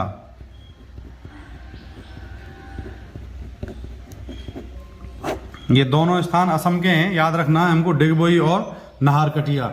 उसके बाद जो अगला स्थान है वो है औरैया। तो अपन यूपी में पहुंचेंगे नक्शे में। ये जो प्रदेश है ये अपना उत्तर प्रदेश है, ये नेपाल से लगता हुआ। तो उसमें अपन मध्य से नीचे की तरफ आएंगे और यहाँ एक बिंदु लगाएंगे, तीर का निशान लगाएंगे यहाँ, और नहीं इधर की तरफ लगा सकते हैं यहाँ अपन, और यहाँ लिखेंगे औरैया। उसके बाद अगला जो स्थान है वो है अंकलेश्वर, गुजरात में है। तो बिल्कुल अपनी जो बाउंड्री लाइन है भारत की वहाँ पहुँचेंगे गुजरात में नीचे की तरफ, और यहाँ एक बिंदु लगाकर एरो लगाया और यहाँ लिख दिया अंकलेश्वर। उसके बाद एक स्थान है झाबुआ, मध्य प्रदेश में है। तो मध्य प्रदेश में पहुँचेंगे, अंकलेश्वर लिखा है, उसी तरफ औरैया की तरफ बढ़ेंगे यहीं से, और उसी तरफ बिल्कुल बाउंड्री लाइन पे पहुंच के मध्य प्रदेश में बिंदी लगाएंगे एक और यहाँ लिख देंगे अपन झाबुआ। तो ये 5 प्रमुख स्थान हैं जो तेल क्षेत्र हैं। तेल क्षेत्रों को देखने के उपरांत अब मैं भाई शशिकांत जी से अनुरोध करूंगा कि वे आपको प्रमुख कोयला क्षेत्रों के बारे में बताएं, क्योंकि ये भी यदा कदा भारतीय नक्शे में आपसे पूछे जाते रहे। हो सकता है इस बार आपको आ ही जाए ये प्रश्न। तो प्रमुख कोयला क्षेत्रों के लिए भाई शशिकांत जी आपको अब बता रहे हैं। तो कोयला क्षेत्र में अपन सबसे पहले देखेंगे बोकारो और उसी के पास में देखेंगे झरिया। दोनों ही स्थान झारखंड राज्य में हैं। तो ये डॉट लगाया उसकी राजधानी के पास में, एरो लगाया और यहाँ लिख दिया बोकारो। आपको पता है ये बोकारो स्टील प्लांट बहुत मशहूर है। और उसी के पास में एक डॉट और लगाएंगे और वहाँ अपन लिख देंगे झरिया। अभी शायद- अपन ने कुछ समय पहले उसमें देखा था तेल क्षेत्र में, वहाँ हमने झाबुआ देखा था, आप ध्यान रखना, और वो मध्य प्रदेश में है। ये झरिया है और जो झारखंड में है। उसके बाद अगला स्थान है सिंगरौली। सिंगरौली के लिए हमें मध्य प्रदेश में आना पड़ेगा। मध्य प्रदेश में आए और यहाँ बिल्कुल जैसे झारखंड से इधर जाएंगे मध्य प्रदेश की तरफ, तो यहीं पास में एक डॉट लगा देंगे और यहाँ डॉट लगा के हम लिख देंगे सिंगरौली। देखिए जितने कोयला क्षेत्र हैं वो बिल्कुल पास पास ही हैं और कोयला क्षेत्रों के समीप ही शायद स्टील प्लांट लगाए गए जिससे ऊर्जा के लिए पर्याप्त कोयला मिल सके। अब यहाँ ये सिंगरौली दर्शाया हमने मध्य प्रदेश में। उसके बाद उसी के पास में लगते हुए प्रदेश छत्तीसगढ़ में आ जाएंगे। उसमें एक स्थान है कोरबा, मध्य में थोड़ा सा ऊपर लगाएंगे, मध्य से बिल्कुल यहाँ, और ये एरो लगाया और यहाँ हमने लिख दिया कोरबा। ध्यान रखना है, आपको डॉट लगाना है और तीर का निशान जरूर लगाना है जिससे उसकी एक्चुअल स्थिति अंकित की जा सके। अब कोरबा से नीचे की तरफ आइए, राज्य पड़ेगा आंध्र प्रदेश। तो आंध्र प्रदेश में जैसे ही प्रवेश करेंगे उसकी सीमा के पास में ही डॉट लगा देंगे और एक स्थान आ गया हमारे पास में जिसका नाम है सिंगरैनी। और सिंगरैनी के पश्चात हमें और नीचे एक राज्य में जाना है जिसका नाम है तमिलनाडु। और तमिलनाडु में जो राज्य स्थान है उसका नाम है नेवेली। यहाँ बिल्कुल बाउंड्री लाइन पे अपन पहुँच गए और यहाँ स्थान लगाया हमने नेवेली। तो सर एक बार इनका राज्य और रिपीट कर दें तो बोकारो और झरिया, दोनों बोकारो झरिया अपन को मिलेंगे झारखंड में, सिंगरौली हमको मिलेगा मध्य प्रदेश में, और ये कोरबा हमको मिलेगा छत्तीसगढ़ में, सिंगरैनी मिलेगा आंध्र प्रदेश में, और उसी के नीचे तमिलनाडु में मिलेगा हमको नेवेली। पूरे देश का आयात निर्यात इन बंदरगाहों की स्थिति पर ही निर्भर करता है। तो सबसे ज्यादा पूछे जाने वाला प्रश्न भी यही है कक्षा 10 में। भारत के प्रमुख जो बंदरगाह या पत्तन है उनको बहुत ज्यादा पूछा जाता है। तो चलिए पत्तनों की भारतीय नक्शे में जानकारी प्राप्त करने के लिए मैं भाई शशिकांत जी के पास हूं। वो आपको बताएंगे प्रमुख भारतीय बंदरगाह और भारतीय नक्शे में उनकी स्थिति। जैसा कि सर ने बताया कि यहाँ से आयात निर्यात होता है, इसी कारण जो पत्तन हैं उनको अंतर्राष्ट्रीय व्यापार के प्रवेश द्वार भी कहते हैं। तो देखते हैं अपन प्रमुख पत्तनों को। सबसे पहला पत्तन है कांडला। यहाँ आएंगे अपन गुजरात में, एरो लगाया, यहाँ लिख दिया कांडला, गुजरात में है। उसके बाद अब हमको एक चीज़ ध्यान रखना है पत्तनों में कि सारे के सारे पत्तन हमको भारत की बाउंड्री लाइन पर ही मिलेंगे, मध्य में कहीं भी नहीं मिलेंगे। उसी बाउंड्री लाइन को पकड़ते हुए आइए महाराष्ट्र में पहुँच गए। महाराष्ट्र में हमको मिलेगा मुंबई। भाई ये तो एक सामान्य सी बात है, अगर बंदरगाह आप अंकित कर रहे हो भारतीय नक्शे पे और आप कहीं बीच में कर रहे हो तो वो गलत है, क्योंकि वो समुद्र में ही तो बनाए जाएंगे। उसके बाद लाइन के सारे चलते जाइए और पहुंच गए अपन गोवा में। गोवा में एक प्रसिद्ध बंदरगाह है जिसका नाम है मार्मा गाओ। देखो गाओ गोवा तो इसी आप से याद हो जाएगा, गाओ गोवा, मार्मा गाओ। उसके बाद और नीचे आए, कर्नाटक आ गया। कर्नाटक में हमको मिलेगा न्यू मैंगलोर।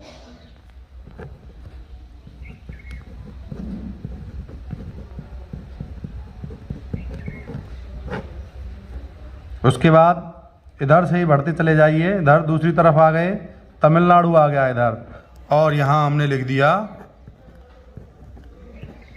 चेन्नई।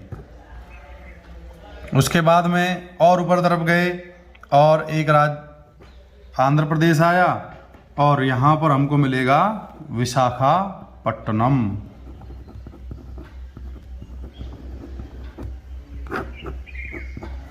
उसके बाद और ऊपर गए, ओडिशा आ गया, ओडिशा में मिलेगा पारादीप। पारादीप का नाम कई बार प्रदीप भी दे दिया जाता है, इसलिए वहाँ कंफ्यूज नहीं होना है। प्रदीप आए पारादीप आए एक ही बात है। और आगे बढ़ गए, पश्चिम बंगाल आ गया और पश्चिम बंगाल में है कोलकाता। तो ये प्रमुख पत्तन हैं भारत के, आपको याद रखना है पत्तन और राज्यों का नाम और उनकी स्थिति। तो इसी के साथ भाई शशिकांत जी का मैं बहुत बहुत धन्यवाद करना चाहूँ और आशा है आपको अब कम से कम प्रश्न जो 22वां प्रश्न है और 4 अंक का है, नक्शे से संबंधित है, उसमें कोई कठिनाई नहीं होनी चाहिए। धन्यवाद सर। आशा है मेरा ये प्रयास आपको पसंद आया होगा। और चलते चलते चलो आपसे कह देता हूं, हालांकि आपने अभी तक सब्सक्राइब नहीं किया है, ना वीडियो को लाइक किया है और ना मित्रों को आप फॉरवर्ड करोगे। देखते हैं आप कितने लोग कमेंट करते हैं। नहीं तो यार मैसेज करके नहीं, धन्यवाद तो दे ही सकते हो मुझे। अगर आप वहां कमेंट करने में यूट्यूब चैनल पर आपको शर्म आती है तो मुझे सीधे व्हाट्सएप पर भेज देना 9829868604 नंबर पर कर दीजिए सब्सक्राइब, मुझे अच्छा लगेगा। ठीक है, तो मिलते हैं आपकी नए वीडियो के लिए। ठीक है, विज्ञान गणित संस्कृत का भी लेकर आऊंगा। किन्हीं कारणों से मैं हिंदी का नहीं ला पाया, उसका मुझे खेद है। आशा है आप मुझे इसके लिए क्षमा करेंगे। तो मिलते हैं नए वीडियो पर, तब तक आप खुश रहिए, आबाद रहिए और इसी तरह मेरा चैनल देखते रहिए। बेस्ट ऑफ लक, धन्यवाद, गुड नाइट। क्योंकि गुड नाइट यानी गुड मॉर्निंग हो गया यार, 12 से ऊपर हो गया समय। तो चलिए मिलते हैं नए वीडियो में नए जोश के साथ, तब तक बाय।